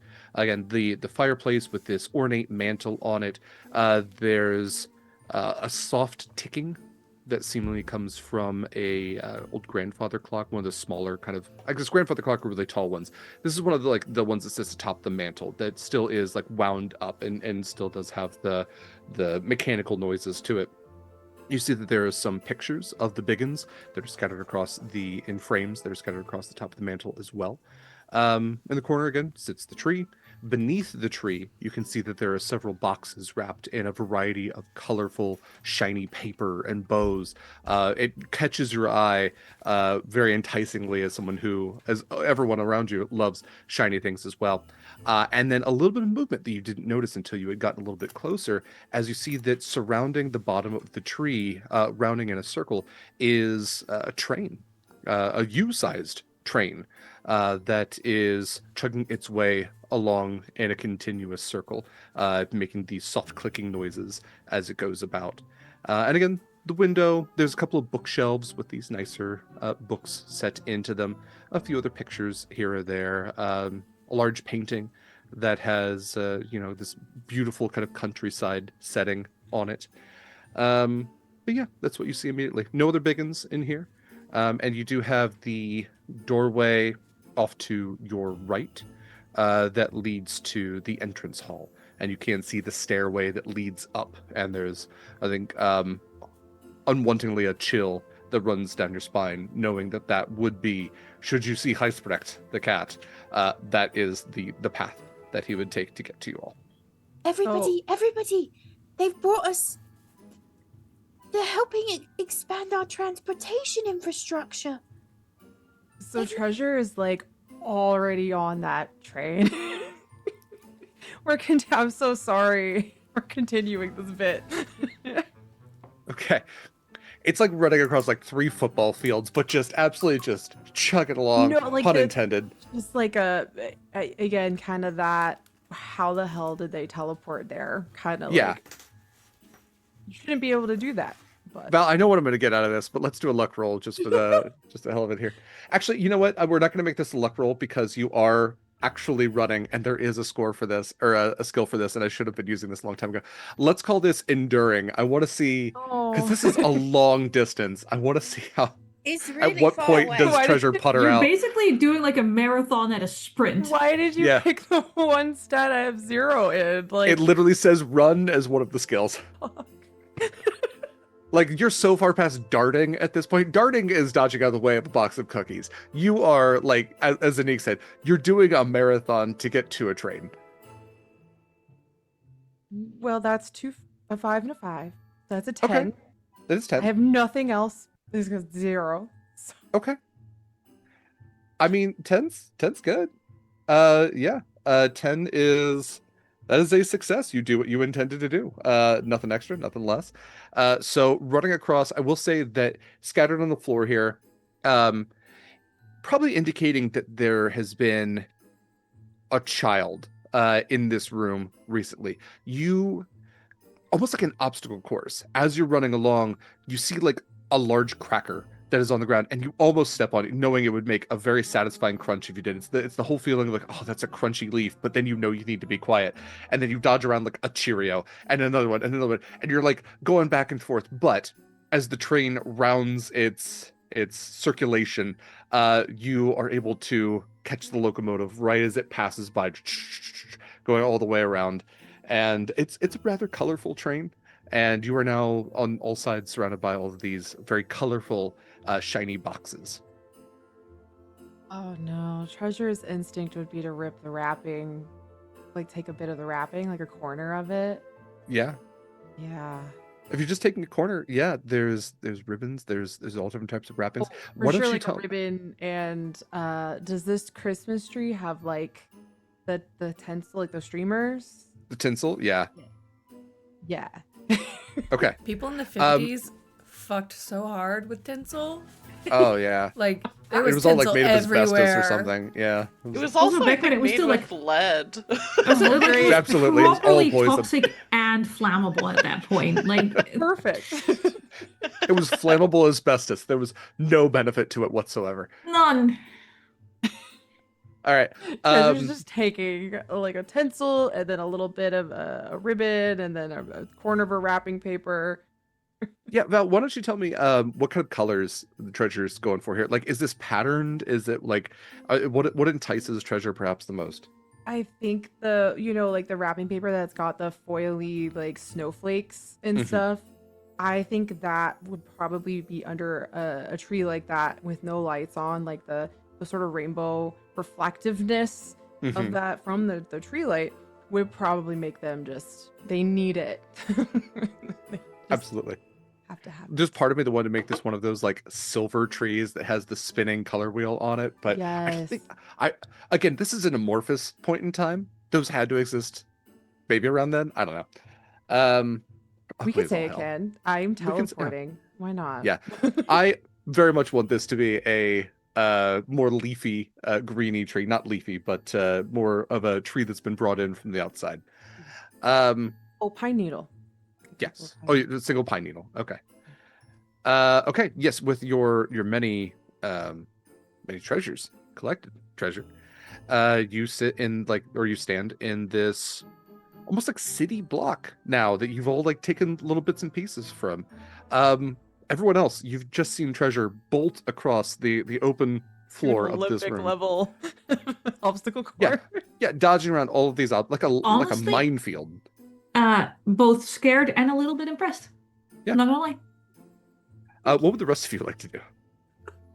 I think I'd definitely look at the other three and say, like, now, Papa always told me that in a situation like this, we're supposed to be sneaky and hide, but it seems like that's not what we're doing. So should we all just run across? No. Don't follow Don't me. do that. Don't do that. Don't do that. Do as we say, not as you see. Don't do what I say or what you see me do. God, it's like dog training. Don't do what I do. Do what you're supposed to do. Well, I'd awfully like a ride in that train and maybe get some of these. I mean, there's lots that looks like it could be good presents for everybody back Look. home. Etta, there are many things that are fun to do after drinking copious amounts of hard liquor. Going round and round and round. It was Going was a round and sip. round and round in something full of sparkling lights. Not one of them. Treasure's just like, this is so fun, but like, and not like super loudly, but like just loudly enough that y'all can distantly hear it. Like they still We're know y'all going can't get While caught. this argument To is die. occurring, We're going to die. We're dead. Treasure's gonna think- wake everyone up. Gijsbrecht's gonna come down. The biggin's gonna wake up, and we're all gonna die. Why am I still Tunnie- here? Why am I with these Tunnie- people? Tunnie is moving across the floor, trying to sneak to try and quiet Treasure down a little bit, maybe once she gets there. Okay. But is also taking note of like the pieces of tin, like you know, the tinsel detritus that ends up everywhere, all over the floor and the carpet and your life when you have tinsel in your home. The little pieces. She's looking at those on the floor because they look like they might be useful to like for wiring.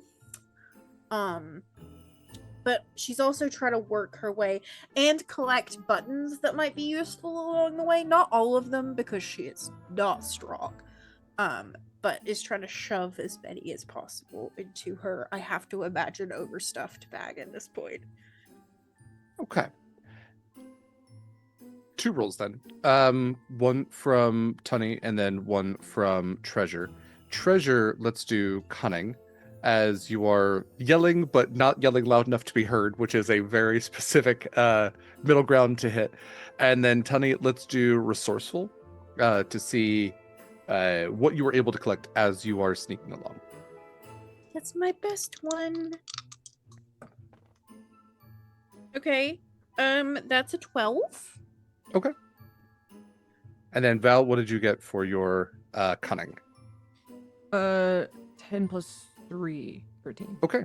Also My pretty dice are great. being so nice to me. Important to know, I really thought my dice would be very mean to me tonight, which is why I rolled the character I rolled. This is in direct contrast to when Derek and I were playing on Sunday, when the digital dice I was rolling caused me nothing but pain. Okay, so Treasure, successful and able to convey your message across well, also seemingly like the sound doesn't. It goes exactly where you need it to. The snoring from the other room seems to drown out anything else. I time it Tu- just right with like train sound. yeah, the loud train behind you're like, oh man, the station's really loud today.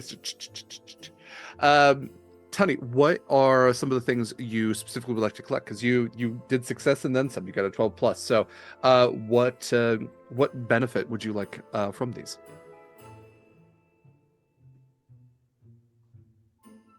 Oh, sorry, that's me. I keep forgetting who I am. You're good, Gilly.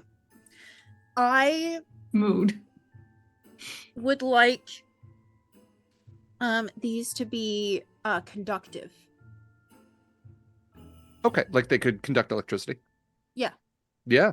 I don't see why not. Early tinsel was made of silver. I believe silver conducts electricity just fine. Even like, the middle ground between that and now probably would conduct electricity just fine. So yeah. And I Absolutely. think she's also waving it around like a whip. At least one of them. Just like whew. Yeah. Shoot, what's that? Is it Olympic sport? It's the ribbon dancing. Twirling. Yeah. Rhythmic Um, gymnastics ribbon division. Yeah, absolutely. Okay, yeah, so little bits of tinsel detritus collected then. And you were able to make it across the way to treasure then. For Etta, Dusty, and Mote, what would you all like to do? That's a good question. Thanks. I would like to pull up the hood on the little capelet that I'm Mhm. wearing and kind of crouch down and start scuttling across the floor. Okay. Let's call this a cutting roll. Let's see how deceptive your like a dust bunny little dust buddy. Yeah. blowing in Well- the weird heat breeze.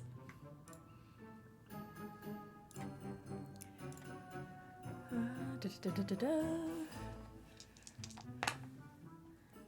7, 11. 11, great. Yeah, exactly what you wanted to do. This little, like, to any big-in eyes, this would appear as just a dust bunny moving rather pointedly, but not nefariously, across the floor, across the carpet. That doesn't make a lot of sense. It's fine. Why worry about it? No eyes are prying to begin with. So the dust bunny travels all the way across, and you also find yourself in this again, almost like surrounded like buildings, like these colorful, shiny The big buildings. all about- city. Yeah, the big city with city the train lights. station. Yeah, we've made it. White Pine Station. Yeah, Mote's not sneaky or anything, but she watched Treasure just haul ass across. So Mhm, that's what yeah. we're doing. Okay. Let's call this you're also running across, so we can call this Yeah. enduring. I think there has to be 11. something different too. A like sneaky person versus a rather sturdy person, just absolutely just huffing it across. But 11 is Huffing a it. successful roll. Yeah. So yeah, you marathon all the way across, and you have all reconvened at the base of this tree. And here you can see again all the shiny packages, the tree, the train. You also see that the bark of the tree, the stump of the tree, has been set into a metallic holder. There's a little bit of water that smells like sappy and sweet, maybe even too sweet, that comes from it. And looking up the rough bark of this tree, you see all these branches spreading out, all of them covered in these very beautiful, fresh-smelling pine needles. A smell that you're maybe not overly familiar with. It's a smell that maybe comes around once a year. There's no pine trees in the garden, and it's it's not like you all get out to the garden too frequently anyway, because the outside is somehow even more dangerous than the inside. But here you have this very clean smell, this outdoor smell, and you can see that set into the tree ever so softly or ever so subtly are little staples that almost act as like pitons or footholds that seem to have been set into the bark, just at little intervals all the way up as these branches kind of spread out and the light shines off of the soft glint of the metal.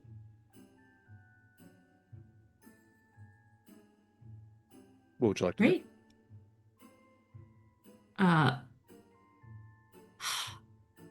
So Mote isn't like the most cunning or the most smart, but that also means she's the most I have a job and I'm here to do it, and less likely to be somewhat distracted because she got, someone told her what to do. And when someone tells you what to do, then you go do it, because otherwise you have to think, and that costs way more effort than just doing it.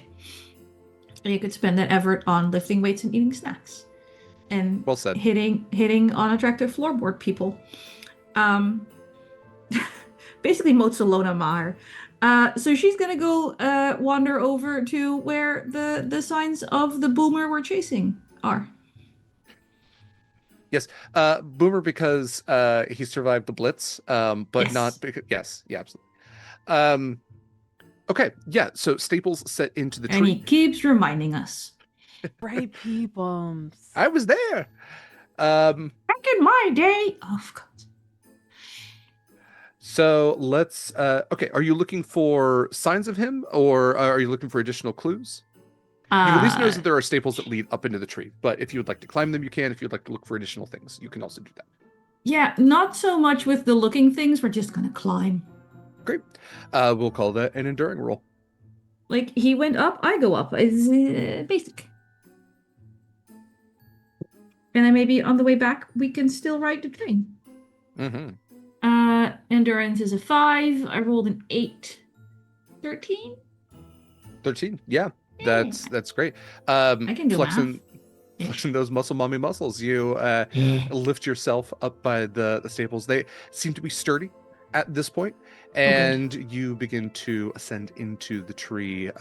As you do, the lights begin to kind of glow around you, and you start to see these large orbs of glowing plastic or metal or glass, and then different shapes, different things that seem to be like peeking through the tree, and you catch like a set of eyes looking at you as well. I was gonna say, are any of them cat eyes? That's a great question. Let's do a perceptive roll to see what you are looking around at as you climb. Is there a way in this system for me to help with that? At this point, because of distance, I'm going to say no. Okay. There's not really like a built-in help system. It might be like an advantage or something like that. What eyes? I don't see no eyes. That's a 7. Okay. Don't worry about the eyes. So with a 7, then you intended to do, but with a complication. So as you are climbing up, you do see a set of eyes, and it catches you off guard enough that your foot stumbles, and one of the staples goes out of the wood and tumbling down. You look across to see an ornament of a person a little bit bigger than you. He seems to be dressed in red with a big white beard, but his unblinking stare and unmoving character indicates that this is likely some sort of facsimile of floorboard folk. Although not one that you're... Yeah. What? Kind of like if old HOPEmas was like more into wearing red and ate more and also had a bag full of something. Perhaps it's some sort of image of a burglar. You're not sure. But why would a burglar wear a rat? That's not count. That's yeah, true. no, ugh. Okay. Well, gotta keep going. The rest of you see a single staple tumble down to your feet with a clink. Treasure takes it. Okay. Absolute magpie mode. Mote continues to ascend up the tree. What about the rest of you? How obvious is like the star at the top of the tree from where we're From the at? bottom? Hard to see, because now you have all of the branches kind of spreading out beneath you, and you have all of this light kind of twinkling about. It's really hard to see the tree from where you are. It's like seeing the top of the Empire State Building from like standing at the front door of the Empire State Building. So the twinkling lights, so the Christmas lights are, I can see that. Okay. Oh yeah, all over the place, and a lot of these ornaments as well. How big are they compared to me? Compared to you, let's see, you're like 1 to 2 inches. So, like those big, like like when you go to like spring break beaches and they have like the balls that people can like the hamster balls. It's like a hamster ball essentially to you. Like you could fit inside of one of these things and probably roll around pretty okay. Oh, okay. I was gonna say I unscrew one and put it in my bag, but that's far too big. Just kidding. Yeah. No, all right. I can't do that. I can't be that big of a gremlin. I think now treasure is like there's stuff in this tree because the staple fell and distracted their attention to look up, and now they're seeing all the shinies, so they're gonna go up. They're in the back of their mind, they're aware that they're here for HOPEmas and not for trinkets, but they haven't remembered that yet. That's true. Faced with your worst foe, which is trinkets that are too big to carry. Yeah. And Okay. too numerous. Too Yeah. numerous. You're going yeah. to have to pick a favorite. That's not, Oh, no. I don't know. It's gonna error this poor thing out. They will. Can I yeah, try go to agile climb it? This Wait. this would be endure. This would be enduring. Okay, I have an auto success actually Please. because someone Okay. dodoed that. So thank you to whoever dodoed that because I'm gonna use that now. Okay, great. Uh, So with that, as you are ascending, you do find the foothold that has been broken off, the place where it would be, but you were able to surpass that pretty successfully. With your crit success, is there any kind of like, is there an ornament? Did you want to take a light bulb? Like, what is there any benefit or advantage you'd like to get from your climb? can I try to take a smaller, like there are like smaller ornaments and stuff like that? Can I try to take one of those? But also in doing so, remember I'm in this tree for an old man. And, like try to find sign of HOPEmas at the same time. Like that, like I'm taking something and then I find a sign and go, oh right, HOPEmas. Absolutely. Okay. So yes, you're able to grab just something small, but also still remember your ultimate goal. Can I take the Santa? Can it just be like a, I know normally those are not like a set thing, but can the little Santa burglar, just the Santa sack, oh it sounds bad, be detachable?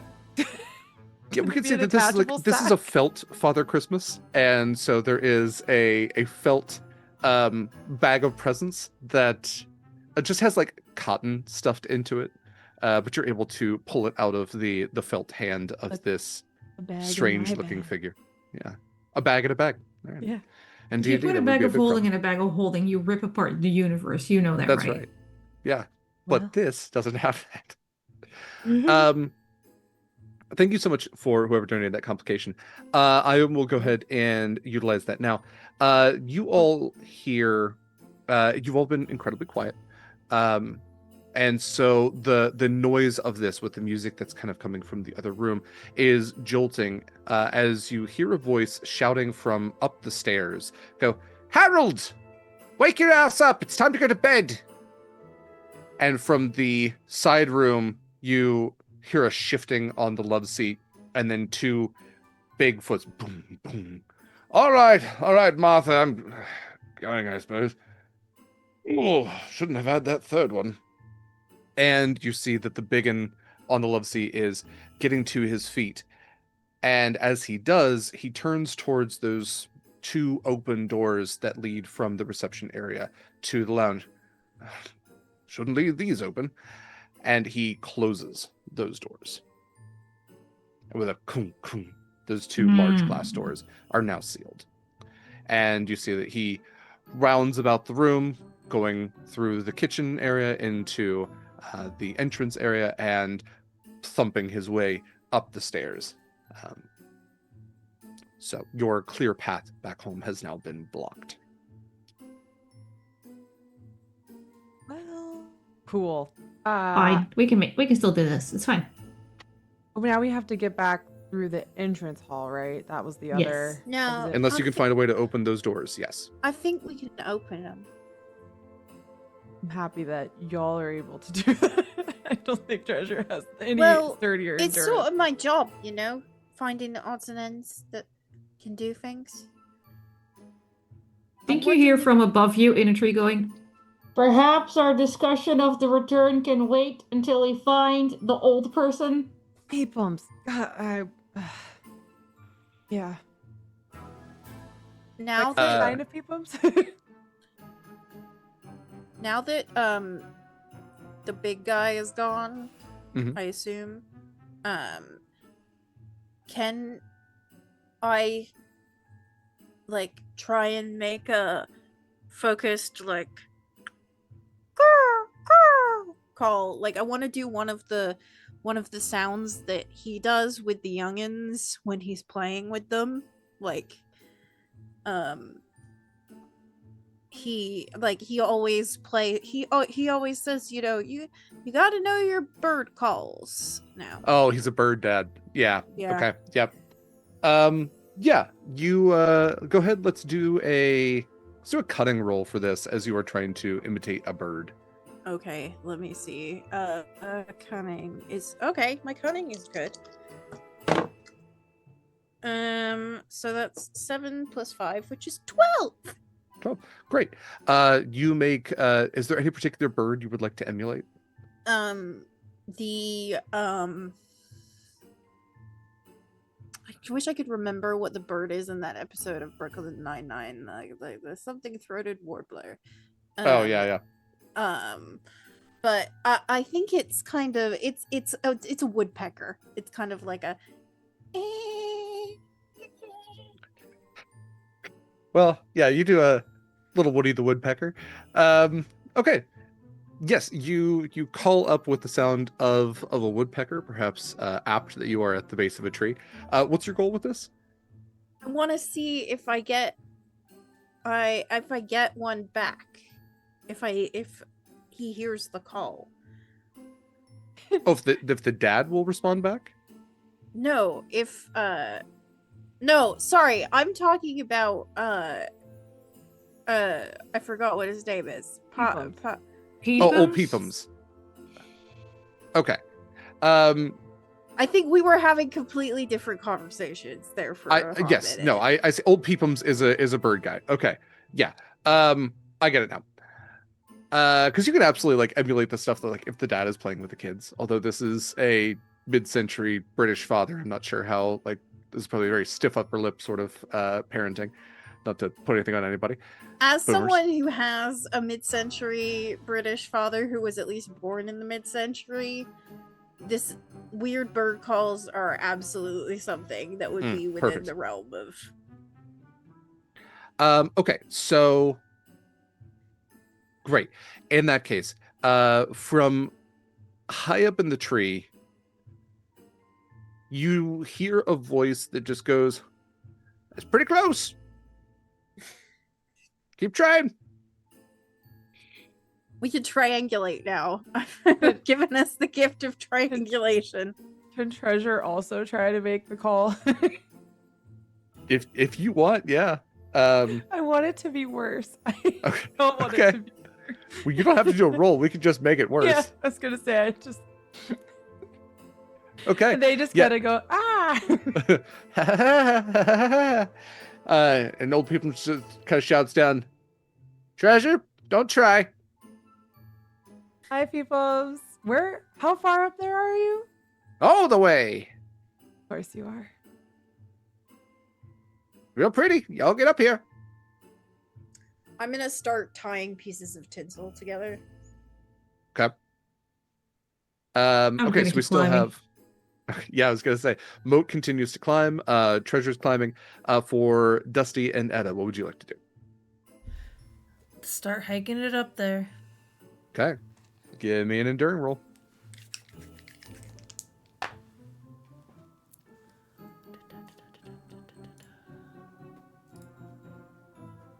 Well, it's a straight 10. My endurance Straight is 10 0. works? Yeah. Actually, I'm so sorry. I meant to say this because we had lost one of the footholds. Go ahead and re-roll your highest die, whichever one that was.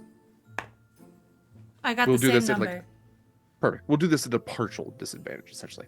Okay. With a 10, you were able to pass the one foothold then and continue upwards as well. Etta, what about you?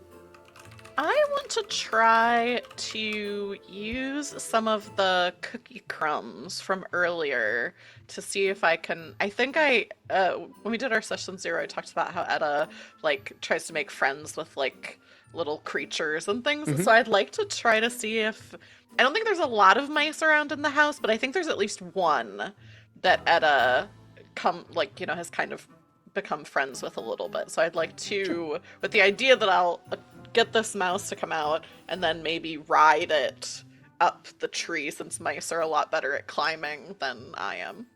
Sure. Okay, let's call this.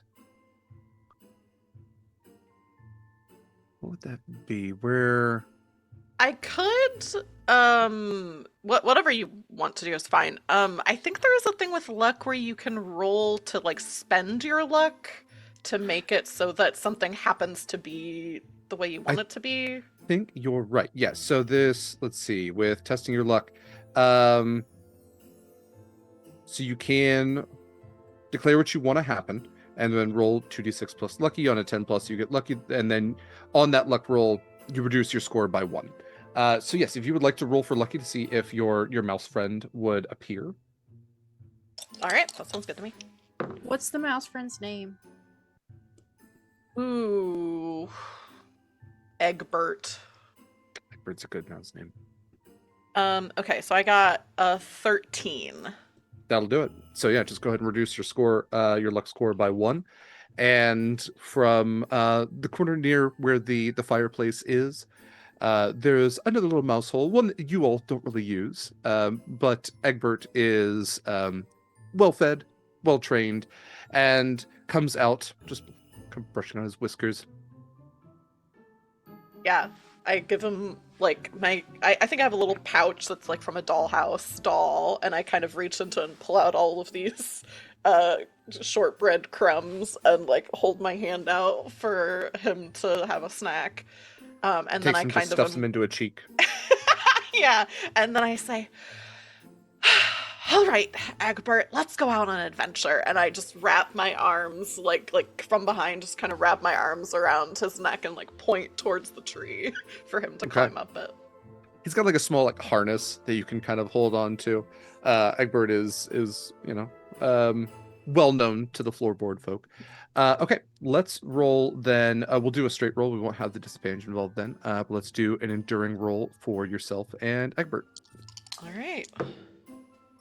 5, 6, 7, 8, 9, 10, 11.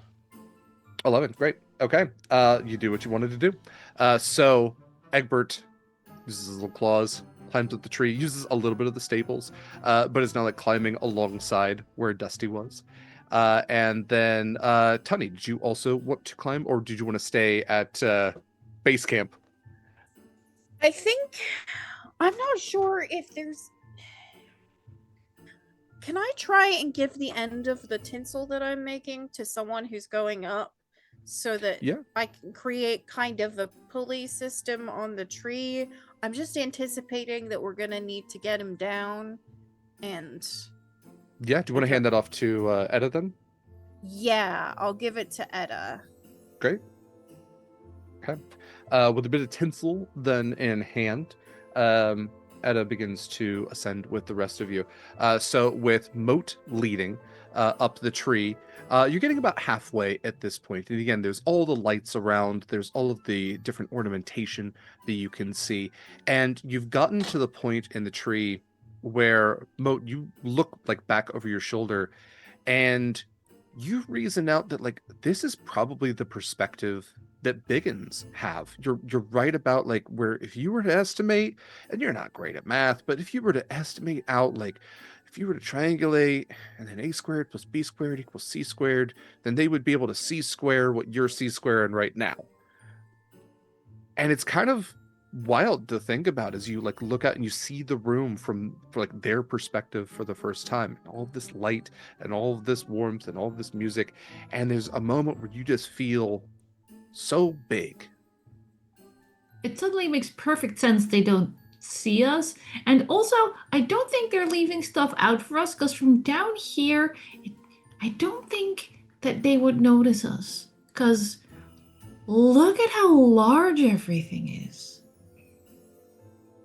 And we're so small. Anyway. Not smart enough for an existential crisis. Up we go. Same. Okay. Continuing to ascend then. You have a mouse friend. You have all of your group together.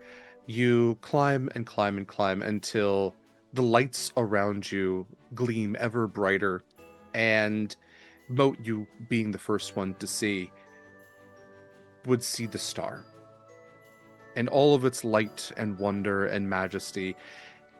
It's the first time you've seen a star this close. How did the Biggins get it down this far? But it glints. How is it still shining? It's night. Yeah. Stars shine it. Science is hard. Yeah. And as the twinkling in Pretty. your eyes glows, you hear a voice off to the side. Pretty neat, huh? Yeah. Pretty neat. The rest Were of you you. planning on bringing this? Treasure is like, how can I steal this? I need to steal this. I think they're gonna look at HOPEmas and be like, have you thought about how to take this? No, we can't take a star. It's got to be here every year so you can come up and look at it. That's the magic of it. You take it with you, it's not as special. Untrue.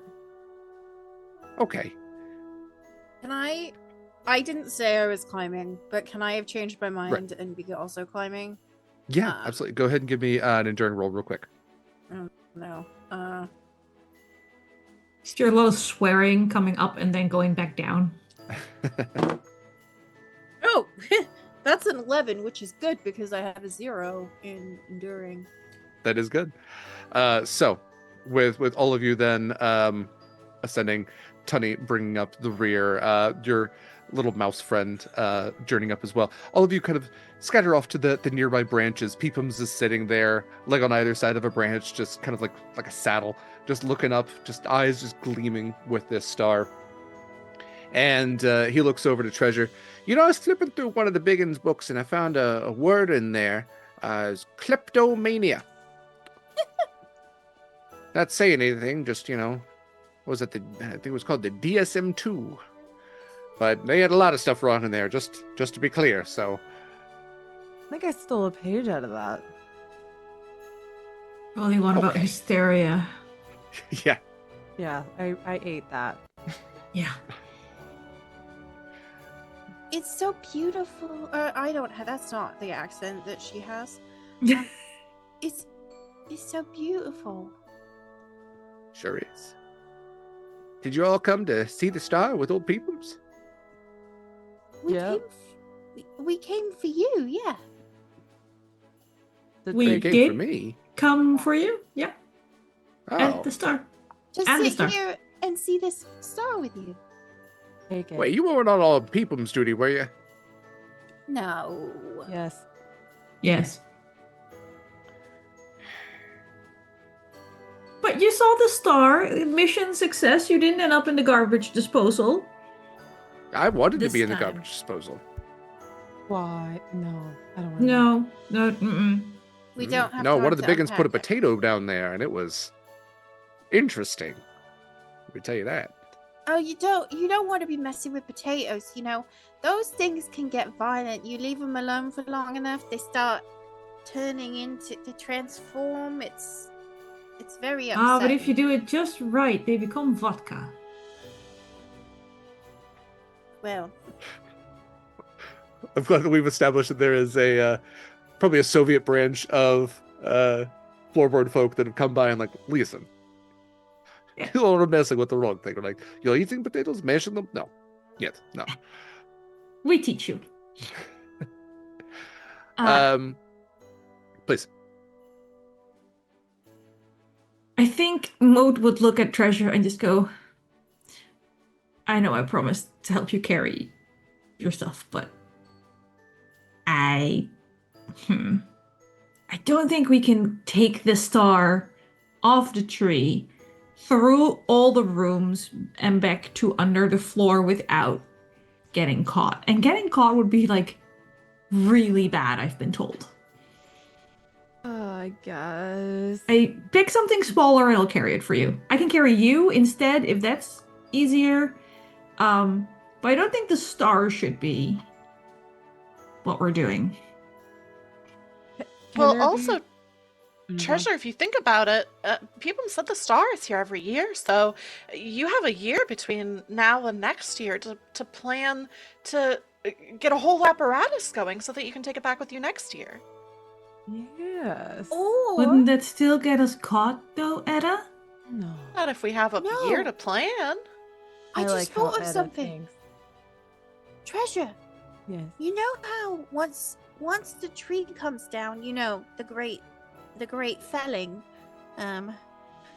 well, it all goes into those boxes, those giant, you know, warehouse things, and then they take it upstairs.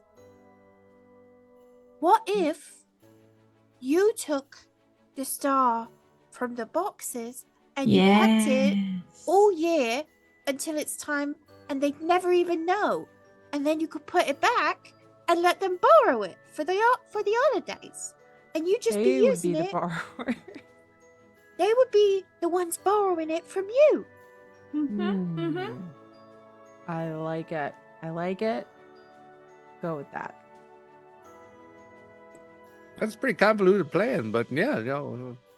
Can there also Thank be like God. a little ornament nearby that's like got a star? Like, you know how sometimes you have an ornament of a Christmas tree on your Christmas tree?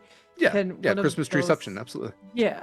Can like a little one of those, like a little snow globe, maybe even like a teeny tiny one, be there? Absolutely. Yeah. Actually, I- you know what? For that, go ahead and roll me a luck roll. Happy to do that. A non-enduring roll? Happy. Oh wow, I rolled kind of low. That's a 5, but I have 6 luck, so it doesn't matter. Great. So it is over 10. So go ahead and reduce your luck score by 1. And there is a nearby tree, on a tree. By the way, Pineception does star Chris Pine. Of course it does. So you are able to fetch this little ornament of the tree itself, and it does have a little star right at the top. Does it glow of its own accord? No. Does the star shine in the light around you? Absolutely. And you've got your own little Christmas tree now. It's perfect. Maybe we don't need to steal the other star for now. I'll figure that out later. It This is like the good. size of you, so it is like, I'm like hugging it. yeah. Like, Wait. this is perfect. And I'll take off a couple of pieces of my tinsel, and you can put it on. Yeah. Am I about to introduce Christmas trees to the floor? Because like it's big enough to be a Christmas tree for Yeah. a small person. So I'm like, I I'm gonna like put the- this in my house and it's gonna be just like this one. Yeah, you're doing a it's kind- reverse Grinch. It's wild. Yeah. It's kind of like when archaeologists see something and they don't know what it means, and so they just attribute it to a ritual, right? I feel Mhm. like we do the same thing. It's like, you know, the rituals are very complex.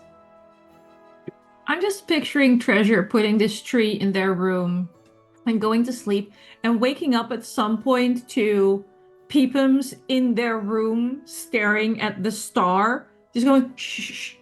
I'm just looking. Go back to bed. It's fine. Yep. I think Treasure doesn't care about HOPEmas enough for that to bother them.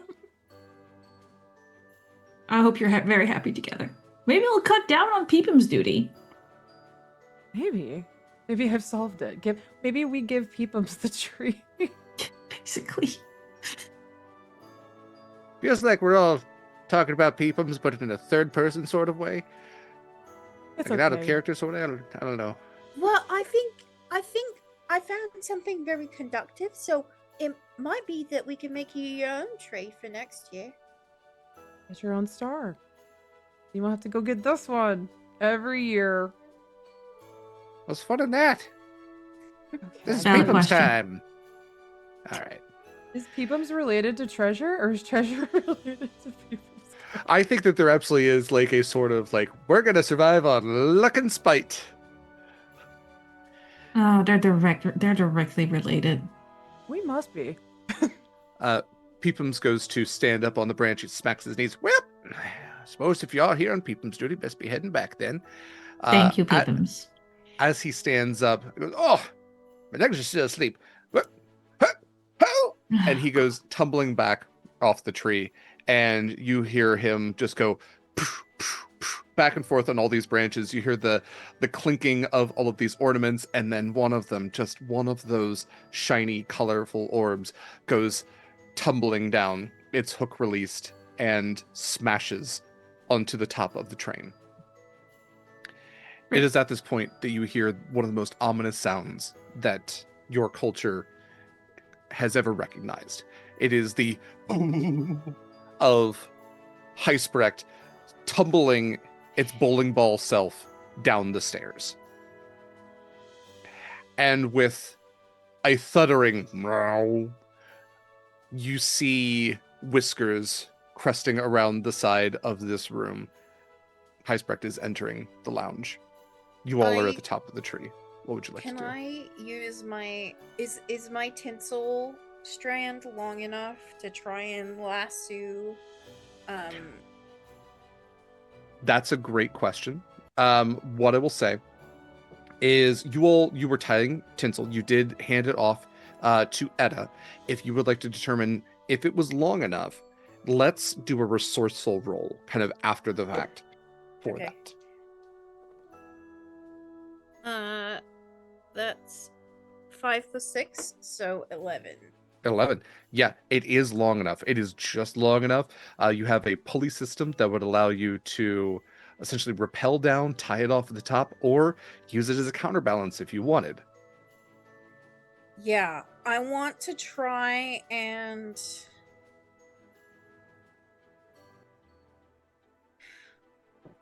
I think that she turns to the group and says, "If we can grab I keep forgetting what his name is. Peepums. Grandpappy. Peepums. Peepums. Yeah.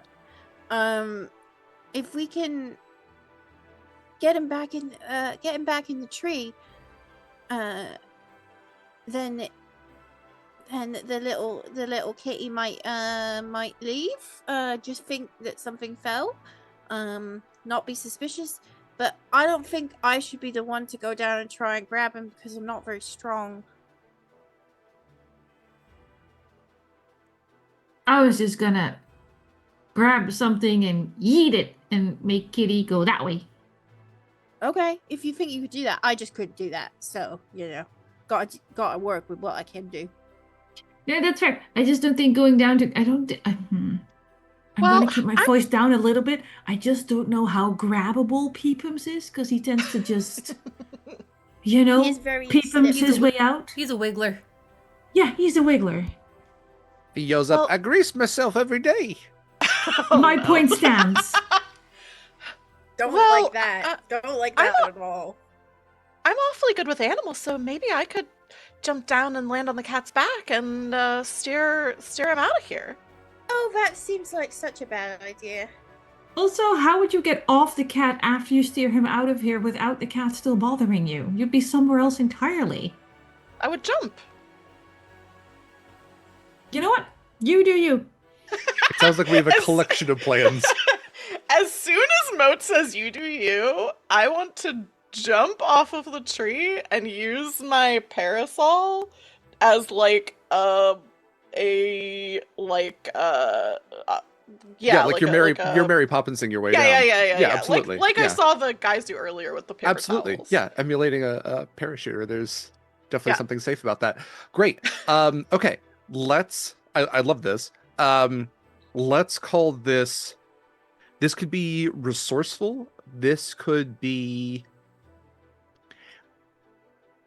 be enduring. I think you're using an item, so that could be resourceful, enduring, or even agile. I leave it to you. If you want to pick your strongest skill, between those three. I'll do resourceful. That's my strongest out of them. Cool. Okay. 7. Okay. So a 7 is a complication. Your parasol carries you all the way across to where you see Hysprecht, the cat, this chunky, bowling ball sized, bowling pin shaped, heavy cat. Hmm. Its eyes shoot towards you at the last moment as you crest over the top, like, forehead whiskers and land solidly between the shoulder blades. And at that point, Hysprecht begins to buck like a bronco. You are holding on for the moment, but all of you see as like, you're smaller, so everything kind of feels like that's bigger. It's in slow motion as Hysprecht is like flopping all around, the tail's whipping, but you can see that Etta, in all the color with the big bow and everything. Yeah, The one parasol hand on my bow, one Yeah. hand wrapped around some fur. is holding steady. What would the rest of you like to do? I would I've like got to a look big at Christmas Mote. tree in my hand. I'm not doing anything. I would like to look at Mote.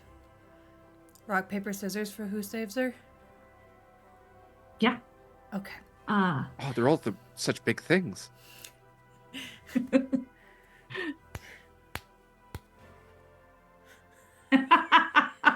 You're terrible at God damn this. it! 2 out of 3!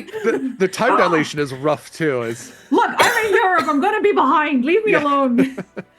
Do we just both go? Actually, I was just gonna throw a bauble towards the doors and then have bowling ball sized cat knock the doors open so we can get back into the reception area. I love it. Go ahead and roll for sturdy. You are the sturdiest one here. See if you can heave an ornament into the doors. Oh my god. Oh, that's actually really good. That is disgusting. That is a 16.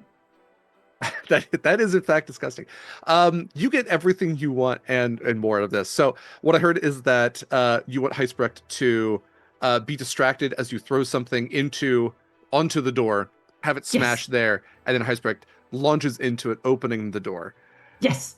Fantastic. Okay. Use the mass of Gijsbrecht to burst that door open for us so we have a clear path again. Okay. Not technically saving Etta, but helping the rest of us. Yeah. Yeah. Okay. You Please grab a hang nearby on. grab a nearby ornament and just absolutely just like launch it across the room. And again, we've described that this is like football fields. This is Yeah. the most impressive Olympic stunt. But the ornament crests over, it arcs in this perfect like Leonardo da Vinci style like design arc. It's the Wright brothers first flight arc across and smashes into glass on glass, shattering the ornament, cracking the glass of the door. And as it does, Hysprecht, in its panic already, goes complete pancake face into the door as well. This door with the latch snaps, the doors swing open. Hysprecht goes tumbling. Etta, why don't you give me a let's call this a sturdy roll to hang on here. You got us, Okay. Etta. Or we can do enduring. This is also survive is literally one of the abilities. Yeah, I would love it to be enduring rather than sturdy if possible. Okay, I rolled pretty well, so that's a 10. Okay. With a 10, you are able to, I'm going to say for the sake of Etta, as the cat goes rolling, you are able to tuck and roll off of it, landing solidly on the rug inside of the reception room. The cat, full panic mode, Hysprecht does a U-turn back through the open doors and pancake-faced a little bit still, slams right into the center of the tree. Those of you at the top of the tree, it is now wobbling back Yep. and forth. The train below still chugging along as the tree goes to topple downwards. I will have all of you. This is very similar to one of our first rolls here. If you would all like to do agile, if you would like to jump out of the way, sturdy. If you would like to Writing it down. yeah, if you'd like to ride this down, or enduring again is a solid one for the general survival. If you would like I to, would like to Agile. try and use my tinsel to swing. yeah, then you can do resourceful for that. Yeah.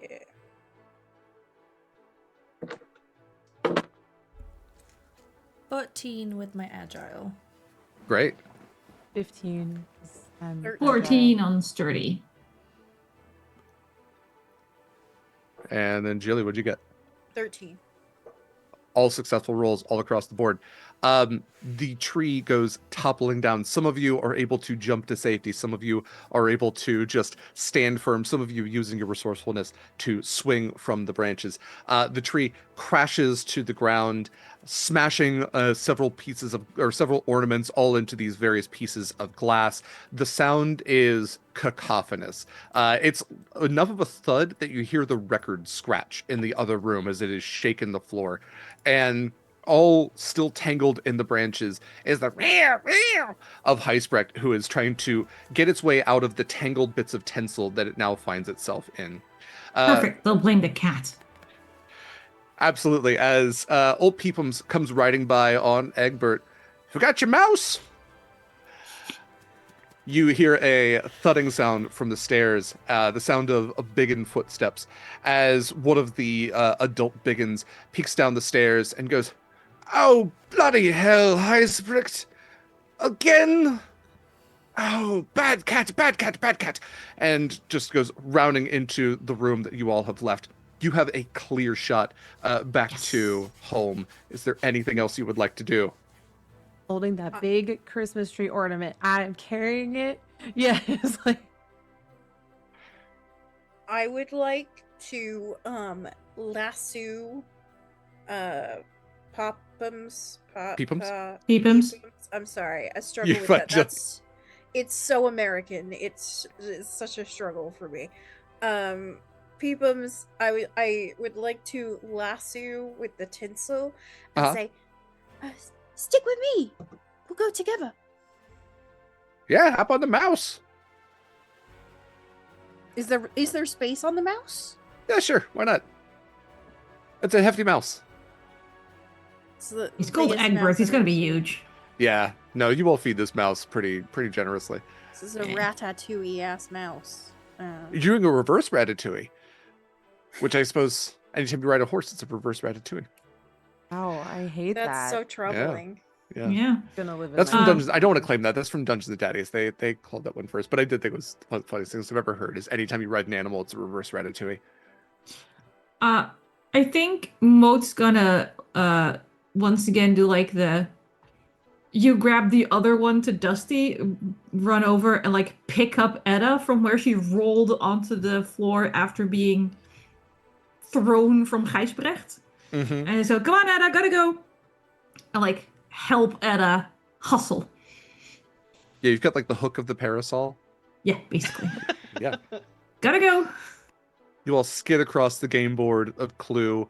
You travel across the threads of the rug. You traverse across the hardwood floor past the threshold into the second layer of hardwood floor, much finer in the dining room. You look up to see your ropes course, and underneath the cabinet where all of the plates and bowls and finer china and silverware is kept, you find the secret entrance to your subflorian lair. And there, along with Peepums and plenty of goods that you all have collected along the way, you return back to the safety with the rest of your Under the Floorboardians. Your Under the Floorboard folk are so grateful that you have returned Peepums once again. Your Peepums duty concluded as a round of applause is let out from everyone. And with Drop a the Christmas tree, ornament down.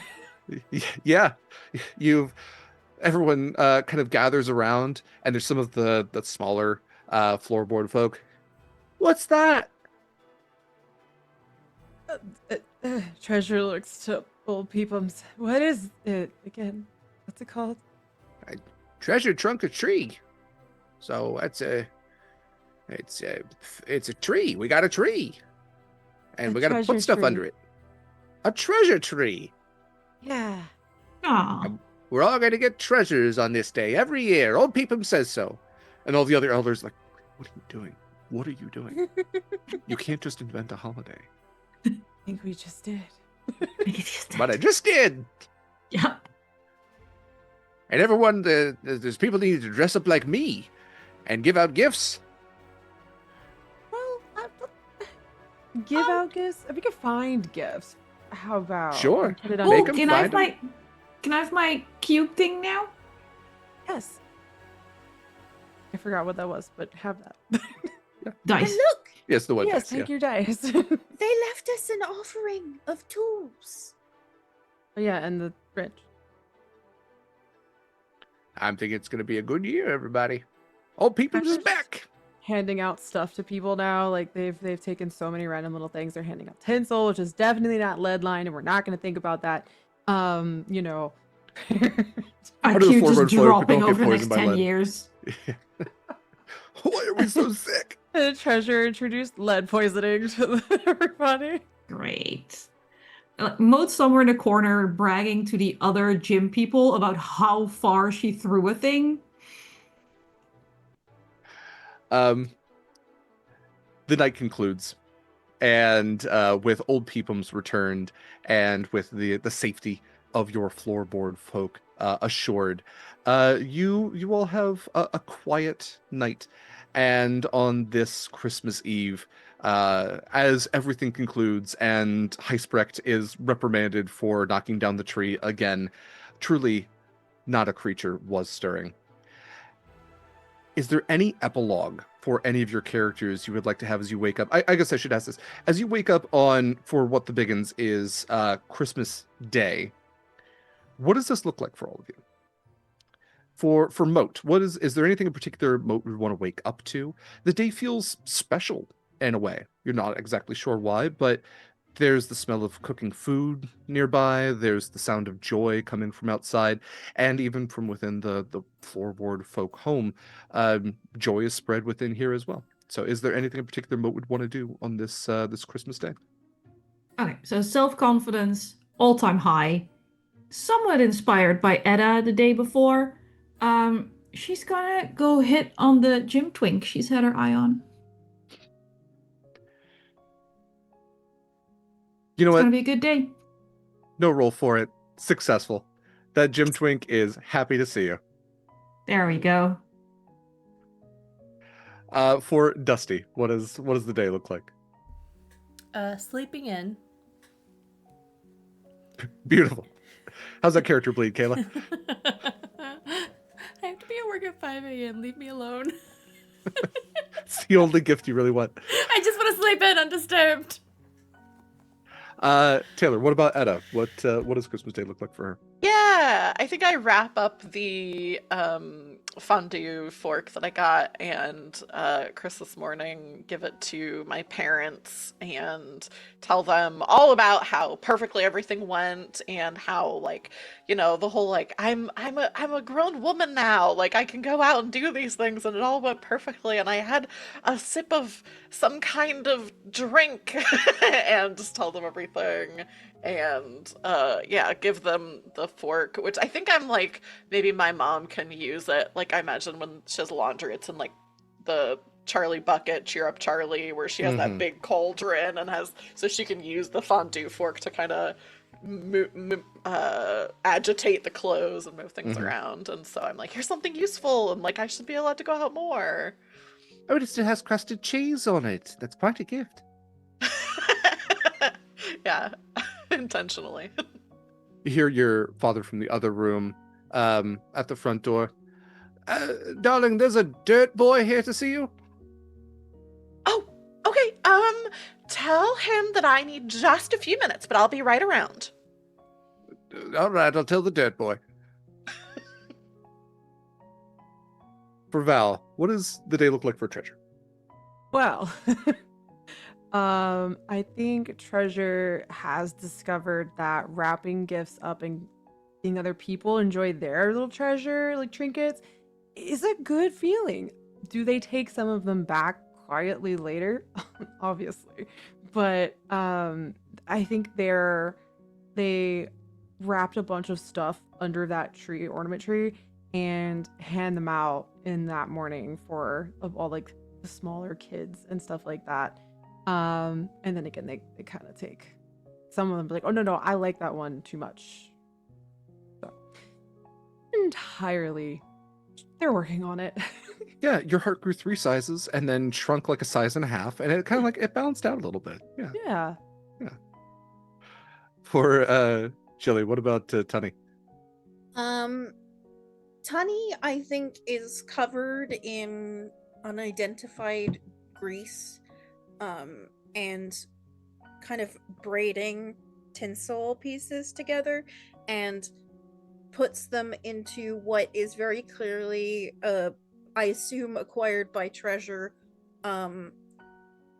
like slightly old Christmas tree light bulb, and is trying to get it to kind of light.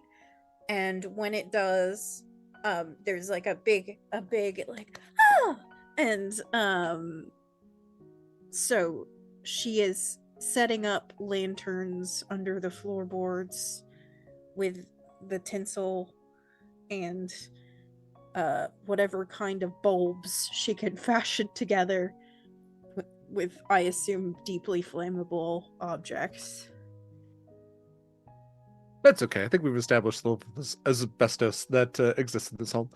And I think it's important to note that floorboard folk are not susceptible to any of it. So it's totally fine. The lead poisoning. She's creating an electrician guild as part of the. That's good. Yeah, you got to start somewhere.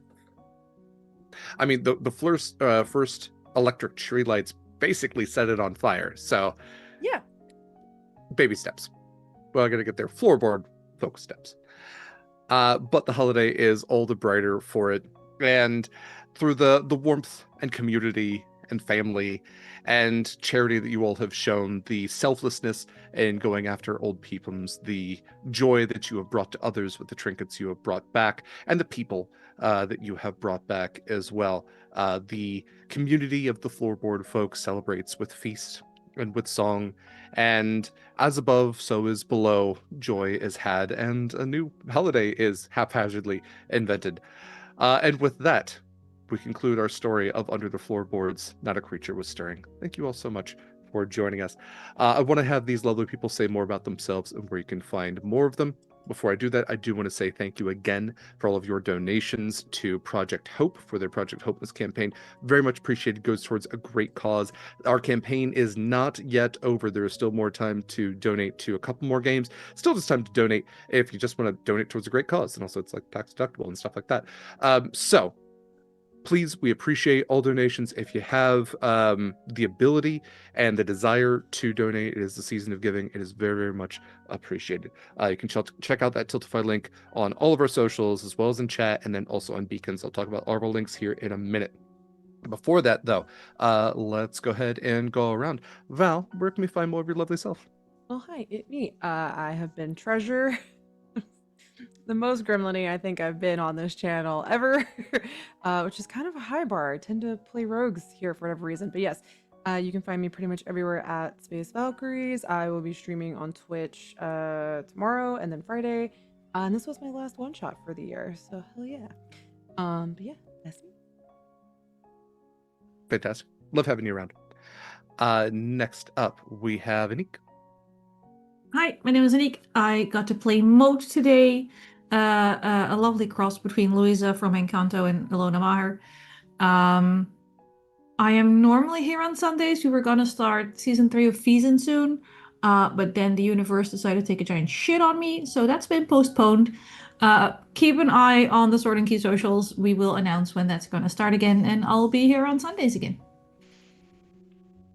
Can't wait for it. Yeah. I know. Appreciate you being here. Next up is Taylor. Hi, I'm Taylor. I played Etagere, which, fun fact, is a type of shelf. So that's where the name comes from, an Etagere shelf. You can find me everywhere at Roll for Felicity. I stream TTRPGs on my Twitch channel, which is twitch.tv/rollforfelicity. I don't really have anything coming up, but you can follow me there. And also, just wanted to say this is my first time on Sword&Key, so thanks so much for having me. And thanks, Kaila, for producing. Always gotta shout out the person running the production. Thank you so much, Taylor. Yes, absolutely. Thank you to Kaila. And Taylor, it was great having you. We would absolutely love to have you back. Next up, we have Gilly.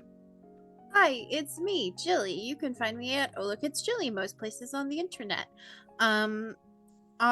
Immediately after this, like in literally less than an hour, I will be on Life from the Apocalypse. We will be playing Inspectors, and I am playing Fenella Spark, who is a sort of new to this paranormal investigator. And that is raising money for medical aid for Palestine, which is another great cause.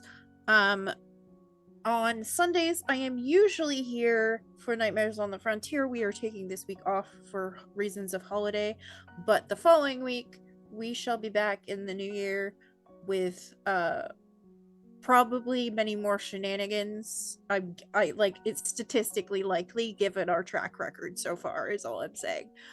I am also an editor of words, and if you are a writer or a creator who needs someone to wrangle your words, hit me up. I am most active on BlueSky, and also I do theater, so I have a lot of opinions about things, as theater kids do. So find me on the internet, and thank you everyone at this table, because this was super fun. Also, this is the return of the Raccoon Sky Pirate goggles, which was my first table on Sword&Key. So this is a momentous day. Truly a momentous day. Then we have Kaila. Hi, hello, my name is Kaila. I am a Sword&Key exclusive, and I am usually your Siren Storm Sorcerer Scarlet Shores, but today I have been your Dust Bunny Adventurer, Dusty. And yeah, see me here on Saturdays. That's kind of it. It's perfect. It's enough. Thank you again to Kaila for the production work for this. Thank you to Eva for making the assets. This game, Under the Floorboard in specific, is made by Chris Bissett. You can find Chris. I think BlueSky is the main socials that I found. It's Loot the Room, .bsky.social. But you can also get any of Chris's games, including Under the Floorboards, at loottheroom.itch.io. Chris has a serialized dark fantasy novella called The Mouth of Winter, which is out right now, which I've heard really good things about. So I highly recommend giving him a follow and just checking out all the stuff and getting yourself a copy of Under the Floorboards. It's a really fun game. It's obviously like really quick to pick up and play. And if you like the borrowers or any of the stories about diminutive folk in an otherwise massive world, this is a great way to play those stories. And this is a game I've wanted to play for a long time, which is just little people in Christmas time, because it's got to be weird. So thank you again to everyone for joining us. Thank you for donations. I am Derek Sword, use he, him pronouns. I've been your GM for this game and many games here on Sword&Key. If you want to find me, you can, that's fine. But I highly recommend checking out Sword&Key stuff. You can find all of Sword&Key's links at beacons.ai/Sword&Key. We have all of our links in one neat, nice place. Instagram and BlueSky are our primary socials. We also have links to our Discord. Discord's great. You can hang out with cool folks like us, talk about cool games like this. We also have movie nights that happen every other week. And we also, when we do have applications, casting calls, they go to our Discord first and foremost. If you are looking for any of our other links, Beacon's, again, the best place. We have links to all of our charitable organizations, including Project Hope, are all listed there. I think we have 6 charitable organizations we're in support of at this time. So plenty of opportunities to donate to, plenty of great organizations. So pick your fancy on that one. We also have links to our affiliates and their discount codes. For any discount code, Sword&Key is going to be the main code. That gets you 10% off at Long Dog Dice. Jen from Long Dog Dice makes incredible dice sets. You really can't go wrong. You can pre-order Horizons Call dice. I know we're like, it's obviously too late in the game to get anything in the mail at this point for the holidays, but gift cards are a great gift. Kaila there is showing off the Horizons Call dice with the Sword&Key logo on the D6. It's pretty cool. Pretty shade of blue with little flecks of copper in it, and there's the Scarlet dice right there. So all of the Horizons Call cast have their own dice sets as well that you can also pre-order. Jen has been amazing about that. If you were getting a gift card code from Long Dog Dice so that somebody can pick out their personal opinion of their favorite set of dice, give them the discount code as well. Let them save a little bit extra money on it. You can also use the code Sword&Key at Eldritch Foundry for custom minis. No matter how weird and wild, normal, and mild your TTRPG character might be, you can make a mini of them. You can also use our affiliate link if you're going to be doing 3D printing. You can get a 3-month subscription for $19.99, unlimited STL files. Pretty great. If you are doing any shopping with Hit Point Press, and they have tons and tons of stuff, plush and music and minis and books and cards and everything else that you might need for your TTRPG experiences, use our affiliate link if you're going to be purchasing from them. You can also find links to the podcast Monster Crush on our beacons. Monster Crush is a podcast with my friend LD. We talk about different cryptids, creatures, miscellaneous monsters from myth, and how smoochable they are. If you love monsters or love monsters, you can check it out wherever podcasts are found. It is a bi-weekly, bisexual, panteratophilic exploration of monster love and appreciation. We will have a new episode coming out relatively soon. I'm going to be editing it literally after we are done with this call. But yeah, it will be out in time for your holiday drives. And I think that's pretty much the gist of it. We do have some calendar stuff. We do have a game coming up here in less than 3 hours, where I will be back with Shadow LD playing Baldur's Gate 3. It's Gate Night. It's the only video game streamed here currently on Sword&Key. So check that out if you want to hang out on this Christmas Eve. Otherwise, the next couple of days are going to be a little quiet for us. We will be back on the 26th at 7 p.m. Pacific time for Tea Time Adventures, which is being run by LD. It's our next game in the HOPEmas campaign. And then the final game, at least on the calendar for right now, of our HOPEmas campaign is at 9 a.m. Pacific time on the 27th, that's Saturday at 9 a.m. Pacific time. Bounty at the Festival of Frost. It's a root game being run by Baker. I say on the calendar right now, Shadowlight and Persona, the Paris 1-2 step of 24, did have a 3-part that had to get rescheduled. So once we have that on the calendar, that will likely be our last game of the HOPEmas campaign. But we always want to make sure that real life takes precedence for folks. So There's I always also appreciate tea time. Tea Time's on the 26th. You right. Yeah. You're right. Horizon's Call will be back for our season 5 finale at 3 p.m. Pacific time on the 27th, and then right after that we will have our Sword&Key movie night. They're typically on Fridays. I just didn't want to bump up against tea time, so we will be watching Spirited, the 2022 film, which I heard have decent things about. And then yeah, the week after that, also a little quiet. We'll have Gate Night on Tuesday. But other than that, we hope you enjoy your New Year's. Hope you enjoy your holiday regardless. Take care of yourselves, take care of others. It is a time of community and being close to others, and I know that can be tough. If you are looking for community and friendship and just connection, if you absolutely need that, I hope our community can provide that to you. And if not, I hope you find it in some way, shape, or form. Everybody deserves that. So don't be lonely if you don't want to be. If you want to be, more power to you. But regardless of that, we hope that you do find warmth. We hope you do find friendship, and we hope this holiday treats you well. Until we see you next time, hopefully in just a couple hours. But regardless, take care of yourselves, take care of others, and have a great holiday. Bye, everybody.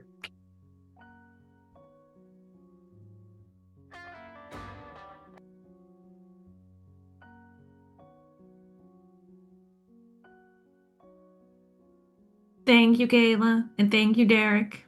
Thank you. Yeah, it's all right. Let's take 5.